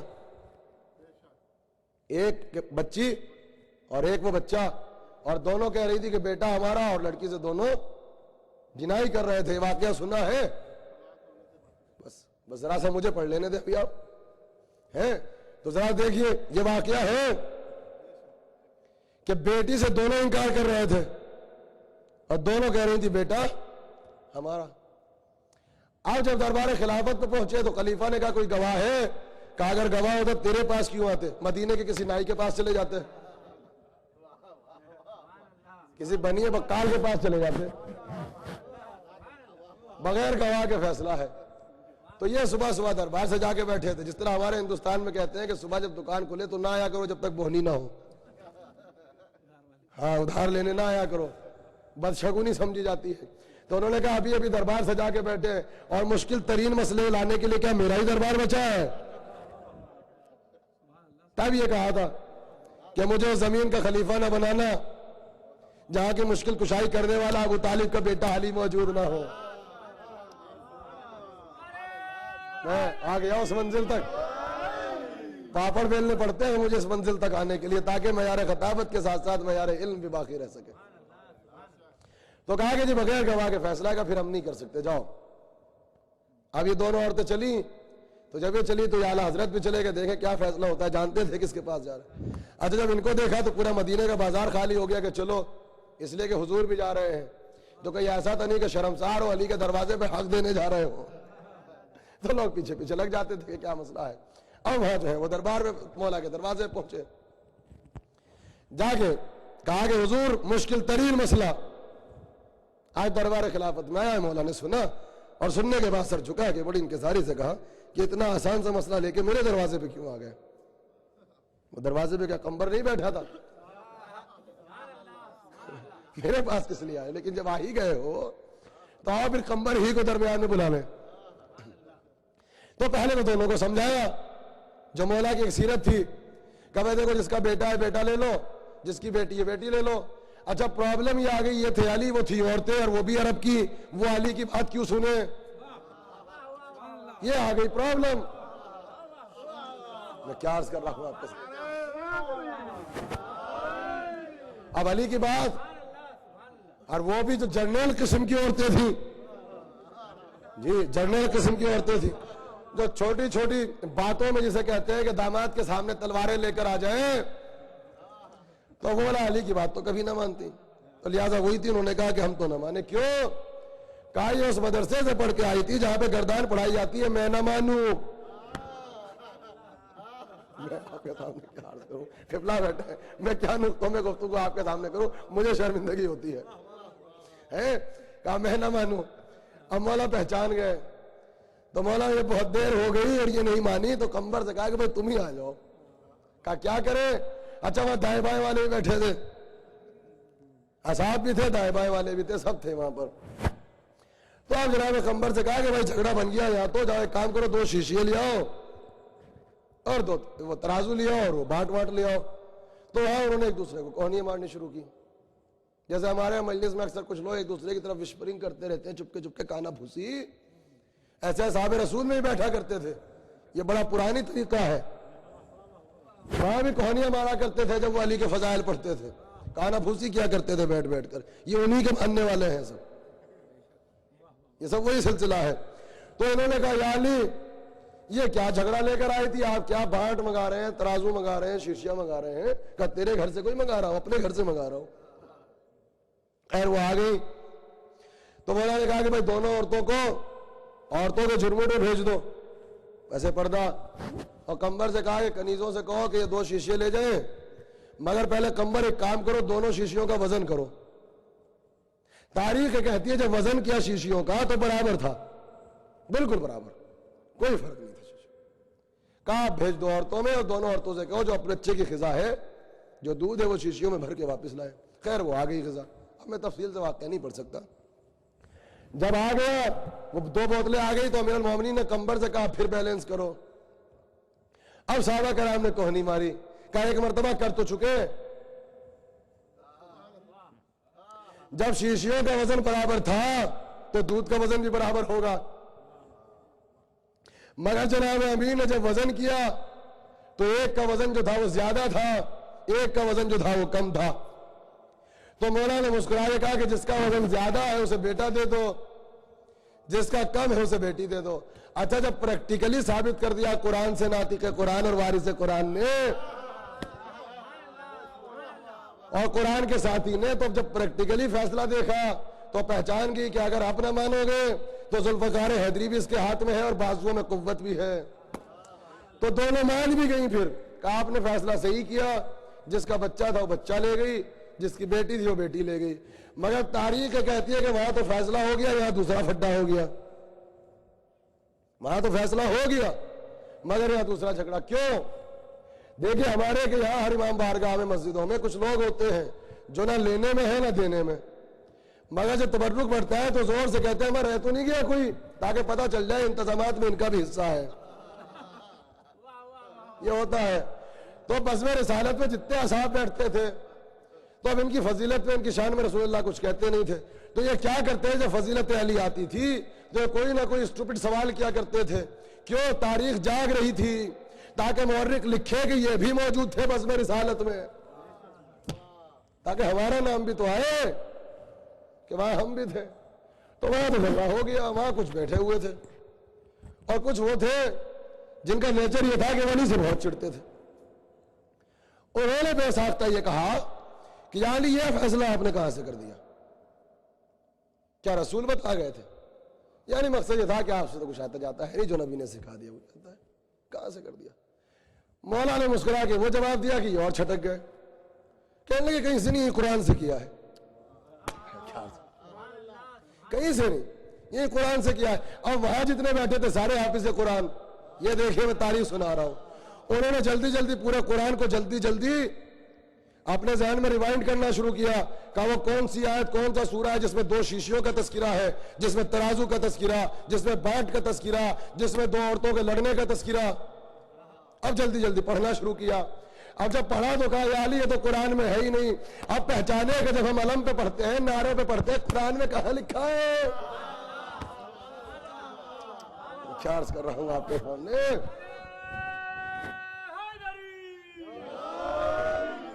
اب قرآن میں ایسی کوئی آیت تھی نہیں. جب سارے قرآن کو ریوائنڈ کر لیا، ریپیٹ کر لیا جلدی جلدی، آج بھی وہی چل رہا ہے سلسلہ. تو کہا جی قرآن میں نہیں ہے. کہا نہیں قرآن ہی سے کیا ہے، مگر تو نے قرآن پڑھا نہیں ہے.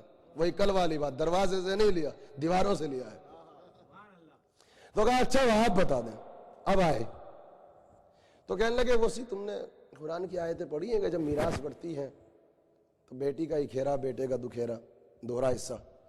اب یہ سارے مردوں کو یاد تھی. دیکھیں کچھ آیتیں ہمارے یہاں ہیں جو مردوں کو اپنے مطلب کی ساری آیتیں یاد رہتی ہیں، چاہے نماز یاد ہو یا نہ ہو. آئے میراث سب کو یاد ہے، میراث کے مسئلے سب کو یاد ہے. تو کہنے لگے یار یہ تو بالکل سامنے کی بات ہے کہ مرد کا حصہ زیادہ ہوتا ہے، عورت کا کم ہے، تو سامنے کی بات ہے. کہا وہ گواہی والا مسئلہ. کہا جب گواہی کا مسئلہ آتا ہے ایک کے مقابلے پہ ڈبل. کہا یار یہ بھی بالکل سامنے کی بات ہے. کہا پھر یہ بھی سامنے کی بات ہے. جب اللہ نے وہاں میراث میں اس کا حصہ زیادہ رکھا ہے تو رزق میں بھی تو حصہ یہاں زیادہ رکھا ہوگا. صلوات بھیج دینا محمد والے محمد پر. تو اب جو بڑے بڑے صحابہ کرام تھے وہ یوں کرتے نے ہلا کے کہنے لگے کہ یا علی یہ تو سامنے کی بات ہے، ہم کو نظر نہیں آئی. کہا نظر نہیں آئی ہے، قرآن نے منہ نہیں لگایا. بھائی یہی تو فرق ہے علی اور غیر علی میں کہ نقطے کی باتیں ان کی سمجھ ہی میں نہیں آتی. ایک اور صلوات پڑھ دے مل کے محمد والے محمد پر. بس رات صاحب دیکھیے. اب سنیے اس سے ایک بات طے ہوئی کہ قرآن میں سب کچھ ہے. اب جو آپ روز سوال کرتے ہیں یہ قرآن میں کہاں لکھا ہے، یہ قرآن میں کہاں ہے، یہ قرآن میں ہے، تو سوال نہ کیا کرو. سامنے کی آیت تھی، مگر جب تک جناب امیر نے واضح نہ کر دیا، اچھے اچھے صحابہ کرام نہ سمجھ سکے، تو تم جیسے مسلمان کیا سمجھیں گے. یہ دیکھیں کہاں سے آیا ہے سلسلہ جو کہتے ہیں قرآن میں کہاں لکھا. صاف لکھا تھا، جب تک واضح نہ کر دیا سرکار کے صحابیوں کی سمجھ میں نہ آیا بس میں امیر المومنین پہ بیٹھ کر، تو آپ کی سمجھ میں کیا خاک آئے گا. ورنہ تو قرآن کا تو چیلنج ہے کہ ولا رتبین ولا یابسن اللہ فی کتاب مبین، ہر خوش کو تھر اس میں موجود ہے. مگر تمہیں سب کچھ نظر نہیں آئے گا. کچھ نظر آئے گا، کچھ نظر نہیں آئے گا. مگر علم کی اینک لگا کے دیکھو. آخری نقطہ اور مصائب کی طرف، بس 2 منٹ میں منزل فضائل سے گزر کے مصائب کی طرف آ جاؤں کہ قرآن کا چیلنج غلط نہیں ہے. ہر خوش کو تر اس میں ہے. اس میں زری، اس میں تعزیہ، اس میں جتنی رسومات اعزا ہے ساری چیزیں اس میں ہیں. گریہ، ماتم سب اس میں ہے. سب کچھ ہے قرآن میں. مگر ایسے ہی ہے کہ دامن علی سے وابستہ ہوں گے تو نظر آئے گا، دامن اصحاب اور ازواج سے وابستہ ہوں گے تو کچھ نظر نہیں آئے گا. یہ بالکل وہ بات ہے کہ میں ایئرپورٹ سے آ رہا تھا تو کسی صاحب نے کہا کہ حضور آپ کو پہچانے کیسے. تو ہم نے کہا کیسے پہچان لینا کہ سیاہ ماما ہوگا، گلے میں مفرل ہوگا، کالی ابا ردہ، یہ نشانیاں ہوتی ہیں پہچاننے کے لیے. اب انہوں نے پہچان لیا. اب معصوم میں لے کے آ گئے. آ کے ان صاحب نے یہ کہا کہ مولانا سے سب سے زیادہ گہری آشنائی میری ہے، میں ان کو پہچانتا ہوں. لوگوں نے کہا کہ ٹھیک ہے. اب ہوئی جب مجلس ختم تو آئی چائے. ہم سے کہا حضور بسم اللہ. ہم نے کہا ہم پی نہیں سکتے، اللہ نے اتنی بڑی نعمت سے محروم کر دیا. کہا کیوں؟ کہا ہمیں تو شوگر ہے. اب لوگوں نے ان سے کہا حضور آپ تو کہہ رہے تھے مولانا کو جانتے ہیں، اور اب آپ انہیں چائے دے رہے ہیں میٹھی. تو کہا مسئلہ یہ ہے کہ قبلہ یہ شوگر جسم میں ہے مگر نظر کہاں آتی ہے. اب کوئی سوال نہیں کرتا کیسی ہے، سفید ہے، پیلی ہے، دانہ دار ہے، کاہے کی بنی ہوئی ہے، کوئی سوال نہیں کرتا مگر جسم میں ہے. دسترخوان بچھا تو مولوی صاحب نے کھانا نہیں کھایا. کیوں؟ کہا اس نعمت سے محروم ہوں، مجھے کولیسٹرول ہے. اب ہے جسم میں. اب میں اس چیز کا طالب علم نہیں ہوں, میں نہیں جانتا, مگر بزرگوں کی صحبت میں رہ کے 2-4 الفاظ یاد ہو جاتے ہیں. اور اول تو آج کل جن حالات سے ہم گزر رہے ہیں وہاں یہ چیزیں عام ہیں. ایک طالب علم کی حیثیت سے آپ اور ہم یہ جانتے ہیں کہ ہمارے جسم میں سب کچھ ہے. شوگر بھی ہے, نمک بھی ہے, شکر بھی ہے, گھی بھی ہے, سلور بھی ہے, کاپر بھی ہے, کیلشیم بھی ہے, وائٹامن بھی ہے, آئرن بھی ہے, تانبا بھی ہے. بتائیے کیا نہیں ہے؟ سب کچھ ہے, مگر ان آنکھوں سے کچھ بھی نظر نہیں آتا. کچھ تو نظر آتا ہے, کچھ نظر نہیں آتا. مگر یہی چیزیں جب آپ پیتھولوجسٹ کے پاس جاتے ہیں تو اس کو سب نظر آ جاتی ہے. اور خالی نظر نہیں آتی, وہ کوالٹی بھی بتا دیتا ہے, کوانٹیٹی بھی بتا دیتا ہے. تو معلوم ہوا جسم میں ہے سب کچھ, کچھ نظر آتا ہے, کچھ نظر نہیں آتا. ویسے ہی قرآن میں ہے سب کچھ, کچھ نظر آتا ہے, کچھ نظر نہیں آتا. جیسے پیتھولوجسٹ پہچانتا ہے کہ باڈی میں کیا ہے, ویسے ہی معصوم علم عصمت سے پہچانتا ہے کہ قرآن میں کیا ہے. صلوات پڑھ دے مل کے محمد وآل محمد پر. یہ ہے سلسلہ. اور اس کی دلیل یہ ہے کہ ہم بیمار ہوئے, ڈاکٹر صاحب کے پاس گئے اور انہوں نے اتنا بڑا پرچہ بنا کے دے دیا کہ کل بلڈ ٹیسٹ ہوگا. اب ہم نے جب پرچہ دیکھا ہم تو تھر تھرانے لگے. ہم نے کہا کہ 10-12 رنگ کے گروپ ہیں جو بلڈ ٹیسٹ ہوں گے, تو جسم میں اتنا تو خون ہے بھی نہیں. اب وہ سب کل نکال لیں گے ڈاکٹر صاحب. تو آپ یقین کیجئے جب ہم ڈاکٹر صاحب کے پاس پہنچے تو ہاتھ پیر کانپ رہے تھے کہ اتنے میں وہ آئے اور کہا گھبرانے کی ضرورت نہیں. وہ ایک سوئی لائے اور وہ انجیکشن. تو ہم دیکھنے لگے کہ یہاں کوئی بالٹی تو نظر نہیں آ رہی جس میں خون نکالیں گے بالٹی بھر کے, اور یہ باڈی پڑی ہوگی ہماری مردوں کی طرح بے حرکت, اور اتنا سارا خون نکلے گا بالٹی بھر کے, تو اس میں سے ڈاکٹر صاحب دیکھیں گے کہ باڈی میں کیا ہے, باڈی میں کیا نہیں. اتنی دیر میں ہم نے سلسلہ دیکھا کہ انہوں نے انجیکشن کی وہ سوئی جسم میں ڈالی اور ایک قطرہ نکالا, بس ایک قطرہ, اور کہا اب کل آ جانا. اور جب آئے تو انہوں نے سب بتا دیا, باڈی میں کس کی کمی ہے, کس کی زیادتی, کیفیت بتا دی, سب کچھ بتا دیا. میں نے کہا ڈاکٹر صاحب میرے جسم میں اتنا سارا خون ہے, آپ نے ایک قطرہ لیا اور آپ نے بتا دیا. کہا ہمارے بتانے پہ حیرت نہ کرو, یہ اعجاز علم ہے. ہمیں بالٹی بھر کے خون کی ضرورت نہیں ہے, ہم ایک قطرے میں دیکھ لیتے ہیں کہ باڈی میں کیا ہے. اے مسلمانوں, تم آج تک فیصلہ نہ کر سکے. ڈاکٹر ایک قطرے میں دیکھ لیتا ہے کہ جسم میں کیا ہے, اور معصوم ایک نقطے میں نہ دیکھ سکے کہ قرآن میں کیا ہے. یہ تو علم نے بتا دیا. جیسے پیتھولوجسٹ ایک قطرے میں دیکھتا ہے کہ جسم میں کیا ہے, ویسے ہی معصوم ایک نقطے میں دیکھتا ہے کہ قرآن میں کیا ہے. یہ ہے بس منزل ہے کہ پیتھولوجسٹ بتا سکتا ہے جو ایکسپرٹ ہے کہ جسم میں کیا ہے. ویسے یہ جواب آپ کو صرف معصوم دے سکتا ہے کہ قرآن میں کیا ہے اور قرآن میں کیا نہیں. ورنہ قرآن کی تو یہ آیت ہے کہ وَلَا رَدْبٍ وَلَا يَابِسٍ إِلَّا فِي كِتَابٍ مُبِينٍ. کوئی خشک و تر ایسا نہیں ہے جو کلام الہی میں موجود نہ ہو. صلوات بھیج دے محمد والے محمد.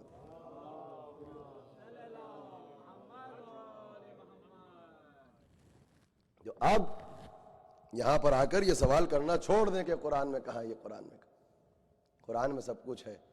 ان آنکھوں سے سب کچھ نظر نہیں آئے گا, کچھ نظر آئے گا. معصوم علم عصمت کی اینک لگا کے سب دیکھتا ہے کہ جسم میں کیا ہے. اور یہی وجہ ہے کہ علماء 1400 برس سے کہہ رہے ہیں کہ اگر آپ ہر معاملے میں کہیں گے قرآن میں دکھائیے, قرآن میں دکھائیے, قسم سے ہم سے تو مجلسوں میں آ کے ایسے سوال کرنے لگے قرآن ہاتھ میں لے کے. بات بات پہ آیتیں پڑھتے ہیں, بات بات پہ پڑھتے ہیں, بات بات پہ پڑھتے ہیں, اور یہ کہتے ہیں بس آپ دکھائیے. یعنی ایسے کہتے ہیں کہ اگر ہم نے یہ دکھا دیا تو یہ میرے قدموں میں آ کے بیٹھ کے مجھے سجدہ کریں گے. حقیقت ایسے پوچھتے ہیں کہ اگر یہ ٹکڑا میں نے دکھا دیا تو سجدے میں گر جائیں گے. اگر یہی بات ہے دکھائیے تو جا کے ان سے پوچھو کہ غدیر میں صاف صاف دکھایا تو تھا, کس نے مانا؟ دکھایا بھی تھا اور سنایا بھی تھا, کس نے مانا؟ اور میاں یہ شرارتیں ہمارے ساتھ اپنے بھی نہ کریں. غیروں کی بات تو چھوڑ دو, اب اپنے شرارتن آتے ہیں یہاں پہ عبادتن نہیں. جو آ کے کچھ لوگ سوال کرتے ہیں ہر بات میں قرآن میں دکھائیے, قرآن میں دکھائیے. اور ایسے پوچھتے ہیں مجھ سے تو آ کر کہ جیسے جتنا قرآن میں لکھا ہے اس پہ 100% عمل ہے. بس چھوٹا سا ٹکڑا اور دکھا دو تاکہ اس پہ عمل کر کے ہم پکے شیعہ اور مسلمان بن جائیں. ایسے پوچھتے ہیں کہ اگر نہیں دکھائیں گے قرآن میں تو ان کا ایمان خطرے میں پڑ جائے گا. آپ ان سے پوچھو جتنا قرآن میں لکھا ہے اس پہ تمہارا عمل ہے؟ اتنے پہ عمل ہے؟ قرآن پہ صاف لکھا ہوا ہے جھوٹوں پہ لعنت. نصیب دشمنہ آج تک کسی مسلمان کو آپ نے جھوٹ بولتے ہوئے تو نہیں دیکھا. بے نمازی تارک الصلاۃ ہے، صاف لکھا ہے قرآن میں. عمود الدین ہے، دین کا ستون ہے، دین کا خیمہ ہے. آج تک کسی مسلمان محلے میں جا کے کسی مسلمان کو بے نمازی تو نہیں دیکھا آپ نے. تہمت حرام ہے. اگر تہمت لگاؤ گے، اس سے پہلے اللہ موت نہیں دیتا جب تک کہ اس کے دامن پہ ایسی تہمت نہ لگے. کسی مسلمان کو تہمت لگاتے ہوئے تو نہیں دیکھا. غیبت نہ کرو ورنہ اپنے سگے مردار بھائی کا گوشت کھایا، لکھا ہے قرآن میں. غیبت نہ کرو. غیبت گناہ ہے، جھوٹ گناہ ہے، نماز کا چھوڑنا گناہ ہے، سب لکھا ہے قرآن میں. تو اب کہنے لگے حضور آپ کیسی باتیں کر رہے ہیں؟ بھلا مسلمان اور جھوٹ نہ بولتا ہو، بھلا مسلمان اور بے نمازی نہ ہو، بھلا مسلمان اور تہمت نہ لگائے. تو میں نے کہا صاف صاف لکھا ہے قرآن میں. جب سے صاف صاف لکھا ہے، جب تم اس کو نہیں مانتے تو میں کیسے مان لوں کہ اگر یہ بھی صاف صاف لکھا ہوتا تو تم مان لیتے. تو یہی وجہ ہے کہ میں نے کہا تھا کہ ہم کچھ نہیں دکھائیں، کہاں لکھا ہے کہاں نہیں لکھا ہے. تم آ کے ان ساری چیزوں میں قرآن میں حرام دکھا دو، حلال میں دکھا دوں گا. ناجائز تم دکھاؤ، جائز ہم دکھا دیں. اور عجیب باتیں ہیں، نماز پڑھتے ہیں یا کوئی آ کے سوال نہیں کرتا کہ ہم 2 رکعت کیوں پڑھیں اور مغرب کی 3 کیوں پڑھیں اور پہلے سجدہ کیوں کریں اور بعد میں تشہد کیوں پڑھیں. کوئی نہیں پوچھتا، جبکہ نماز صرف اقیم الصلاۃ ہے قرآن میں. احرام 2 کپڑوں میں ہوگا، ایک باندھو ایک اور ہو. کوئی مفتی سے جا کے نہیں لڑتا، پہلے قرآن میں دکھاؤ کہ کہاں لکھا ہے.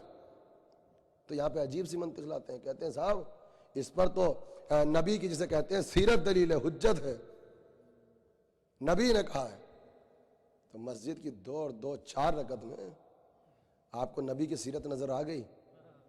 اور وہ جو حالت سجدہ میں حسین کو اپنے سین اپنی پشت پہ سوار کیا تھا، یہ سیرت رسول آپ کو نظر نہ آئی؟ احرام میں مینا کے میدان میں نبی کی سیرت آپ کو یاد ہے؟ اور جو غدیر کے منبر سے مولا غدیر کو اپنے دونوں ہاتھوں میں بلند کیا تھا، یہ سیرت رسول حجت نہیں ہے آپ کے سامنے؟ خالی مسجد میں سیرت رسول یاد رہ گئی، امام بارگاہ میں سیرت رسول یاد نہ رہی؟ کیسی باتیں کرتے ہیں آپ کے؟ دکھائیے، آپ دکھائیے. مسجد میں آ کے کہتے ہو سیرت رسول دلیل ہے، امام بارگاہ میں سیرت رسول دلیل نہیں بنتی. بس میں نے زحمت کو تمام کیا یہ کہہ کے کہ یہاں جو آتے ہیں ہم یہاں خوشیوں کے لیے نہیں آتے، یہاں تعزیت کے لیے آتے ہیں، یہاں کنڈولنس کے لیے آتے ہیں. اور تعزیت کا طریقہ یہ ہے کہ جب کسی کے گھر پہ جاتے ہیں تو وہاں جا کے ان کو طریقے، ان کا کلچر یاد نہیں دلایا جاتا جس کے گھر پہ ایک میت ہو جائے. چپ چاپ بیٹھ کے تعزیت دی جاتی ہے. ان کا جو بھی طریقہ ہو انسان چون چرا نہیں کر سکتا، ورنہ برابر والے آپ کو بد تہذیب کہہ کے اٹھا دیں گے کہ آپ کو اتنا بھی نہیں پتا کہ رسم مذہب اور ہوتے ہیں، رسم انسانیت اور ہوتے ہیں. تو جہاں پر ایک جنازہ اٹھ جائے وہاں پہ جب تعزیت کے لیے جاتے ہو تو بے چین چرا بیٹھ جاتے ہیں. اور جہاں ایک گھر میں ایک دن میں 72 کے لاشیں اڑ جائیں تو یہاں اگر تعزیت کے مقصد کے لیے آئیں گے تو سارے سوالات ختم ہو جائیں گے. چونکہ تعزیت کا تقاضا یہ نہیں ہے کہ یہاں کے آپ سوال کریں. آپ تعزیت دیں، غم میں شریک ہوں اور اس کے بعد چلے جائیں. اور میں اور آپ کیا بتائیں، یاد رکھیے دنیا کی سب سے بڑی نعمت کا نام تعزیت ہے. رزق تعزیت بہت بڑی نعمت ہے.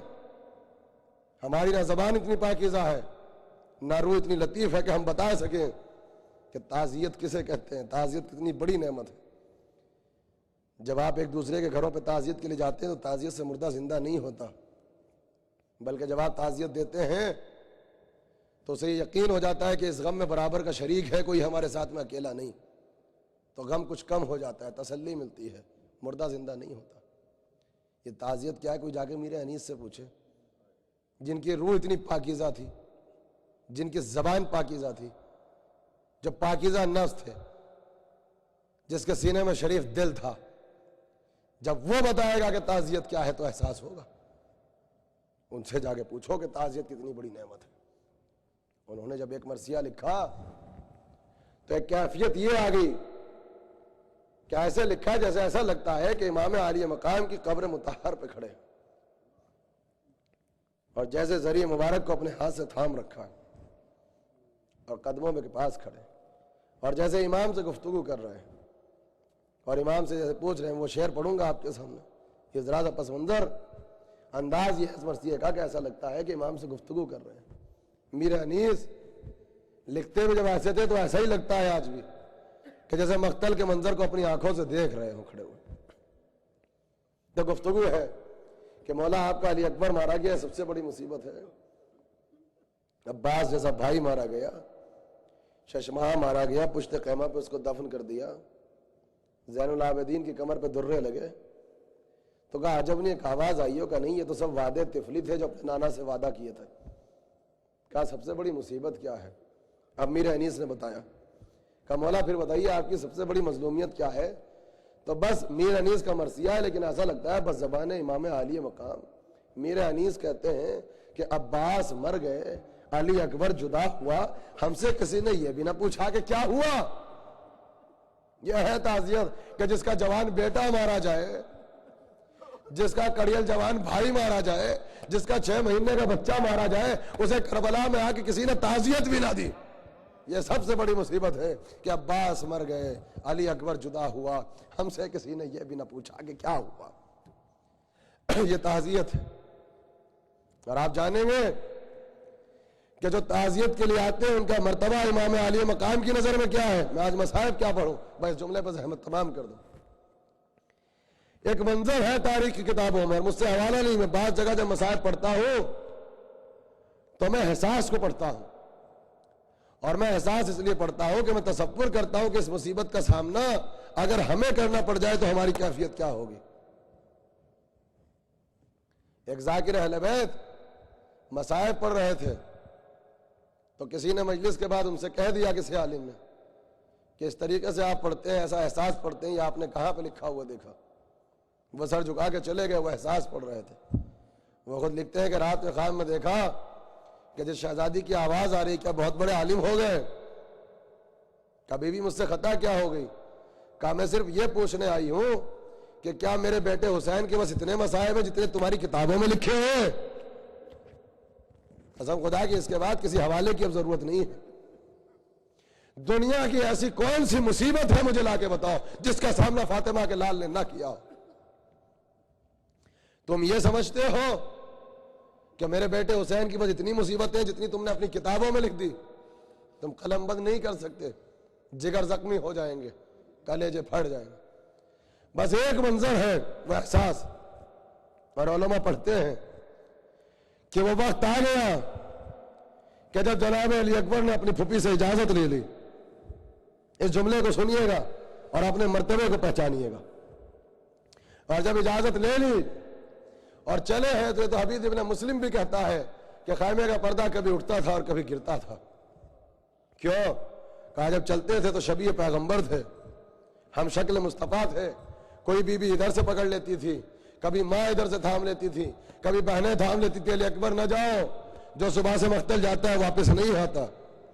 آخر میں دشمن کو بھی لکھنا پڑا کہ ایسے نکلے جیسے بھرے گھر سے کسی کا لاشا نکلتا ہے. سنیں گے آپ؟ نکلے, گھوڑے پہ سوار ہونا چاہتے ہیں, جو آپ کا زلجنا ہے, جو عقاب ہے.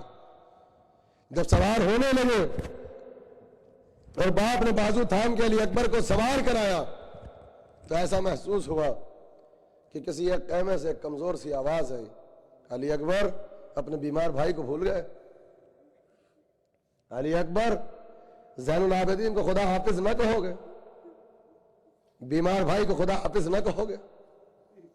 بھئی آواز کانوں میں پہنچی, جناب علی اکبر بیمار بھائی کے قریب گئے تو کیا دیکھا کہ چوبے خیمہ کو تھامے ہوئے, کمر کو تھامے ہوئے, ایسا کا سہارا لیے ہوئے سید سجاد کھڑے ہیں بھائی کے استقبال کو.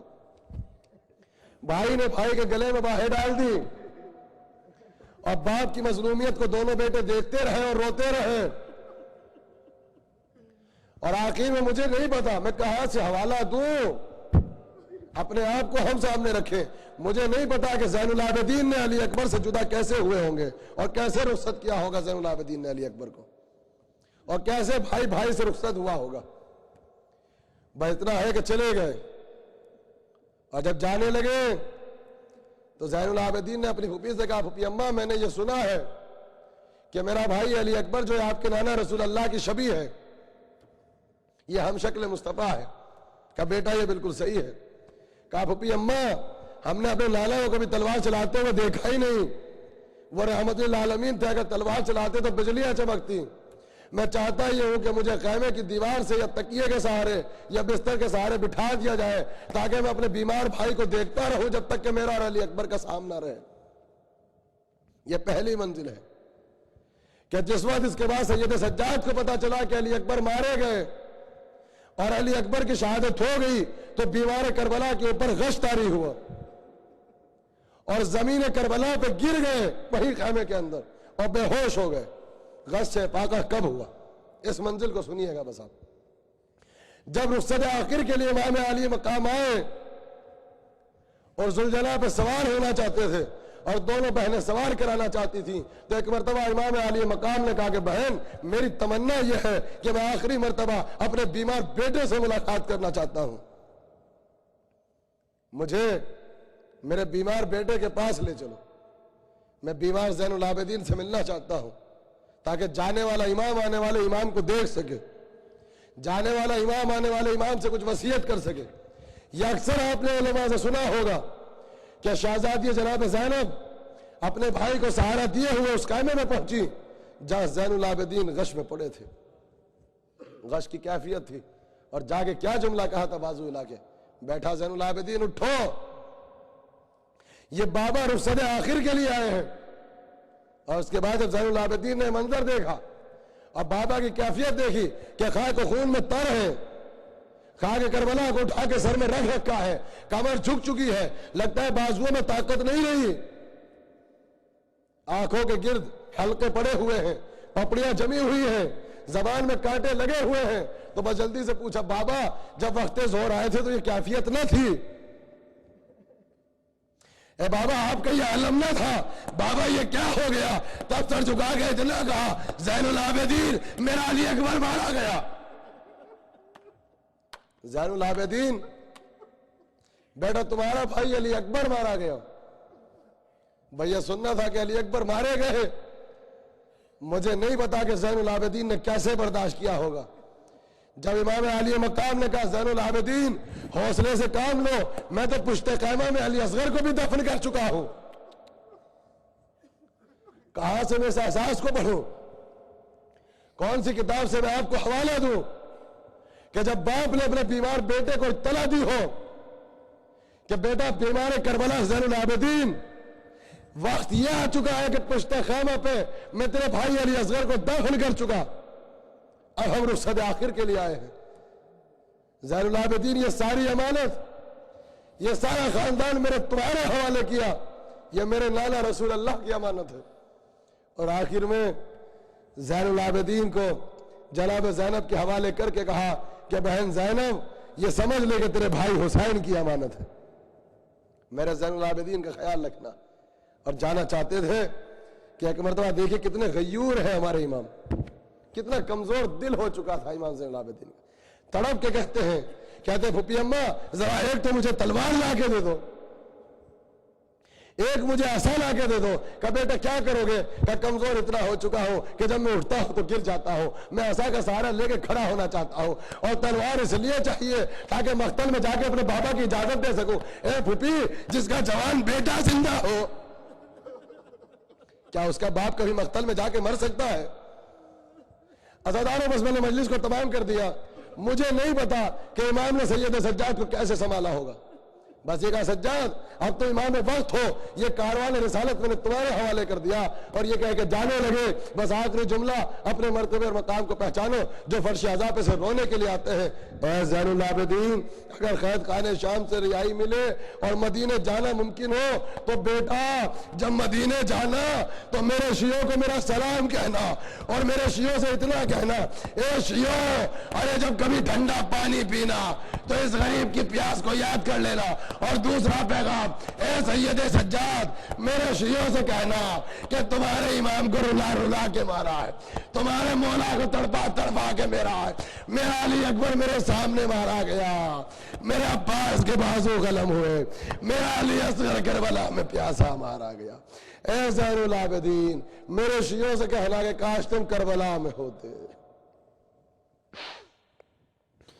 انا للہ و انا الیہ راجعون، رضن بقضاہ تسلیما لامرہ، ماتم حسین۔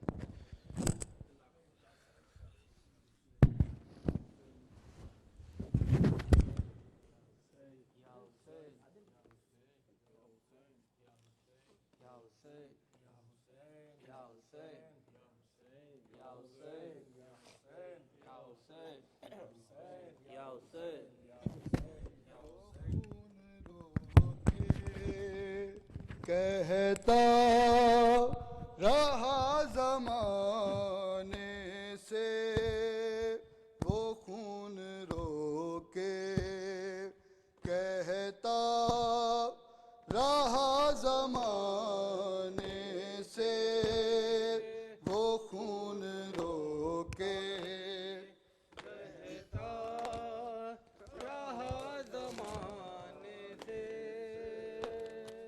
ردائیں چھیننا، ردائیں چھیننا لوگوں میرے گھرانے سے وہ خون رو کے، کہتا رہا زمانے سے وہ خون رو کے، کہتا رہا زمانے سے سوال آب پہ سونے پہ اس کے رونے پہ، سوال آب پہ سونے پہ اس کے رونے پہ وہ مارتے تھے،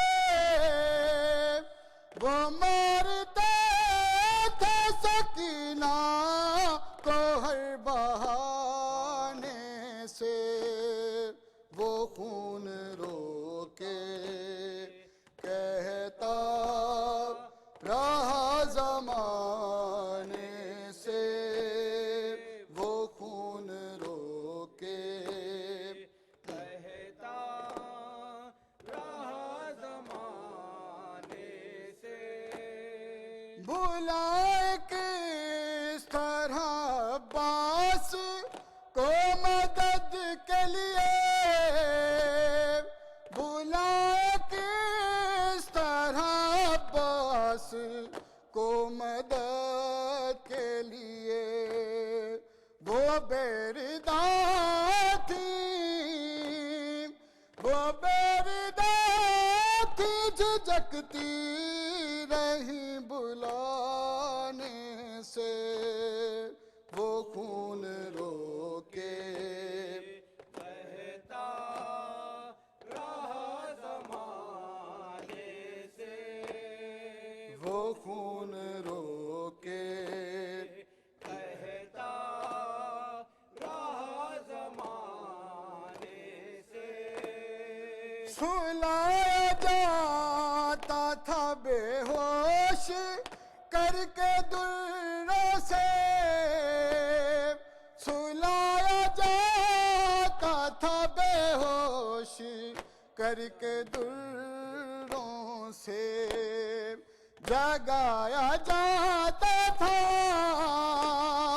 جگایا جاتا تھا عابد کو تازیانے سے وہ خون رو کے، کہتا رہا زمانے سے وہ خون رو کے، کہتا رہا زمانے سے کچھ اس طرح سر کربو بالا وہ اجڑے تھے،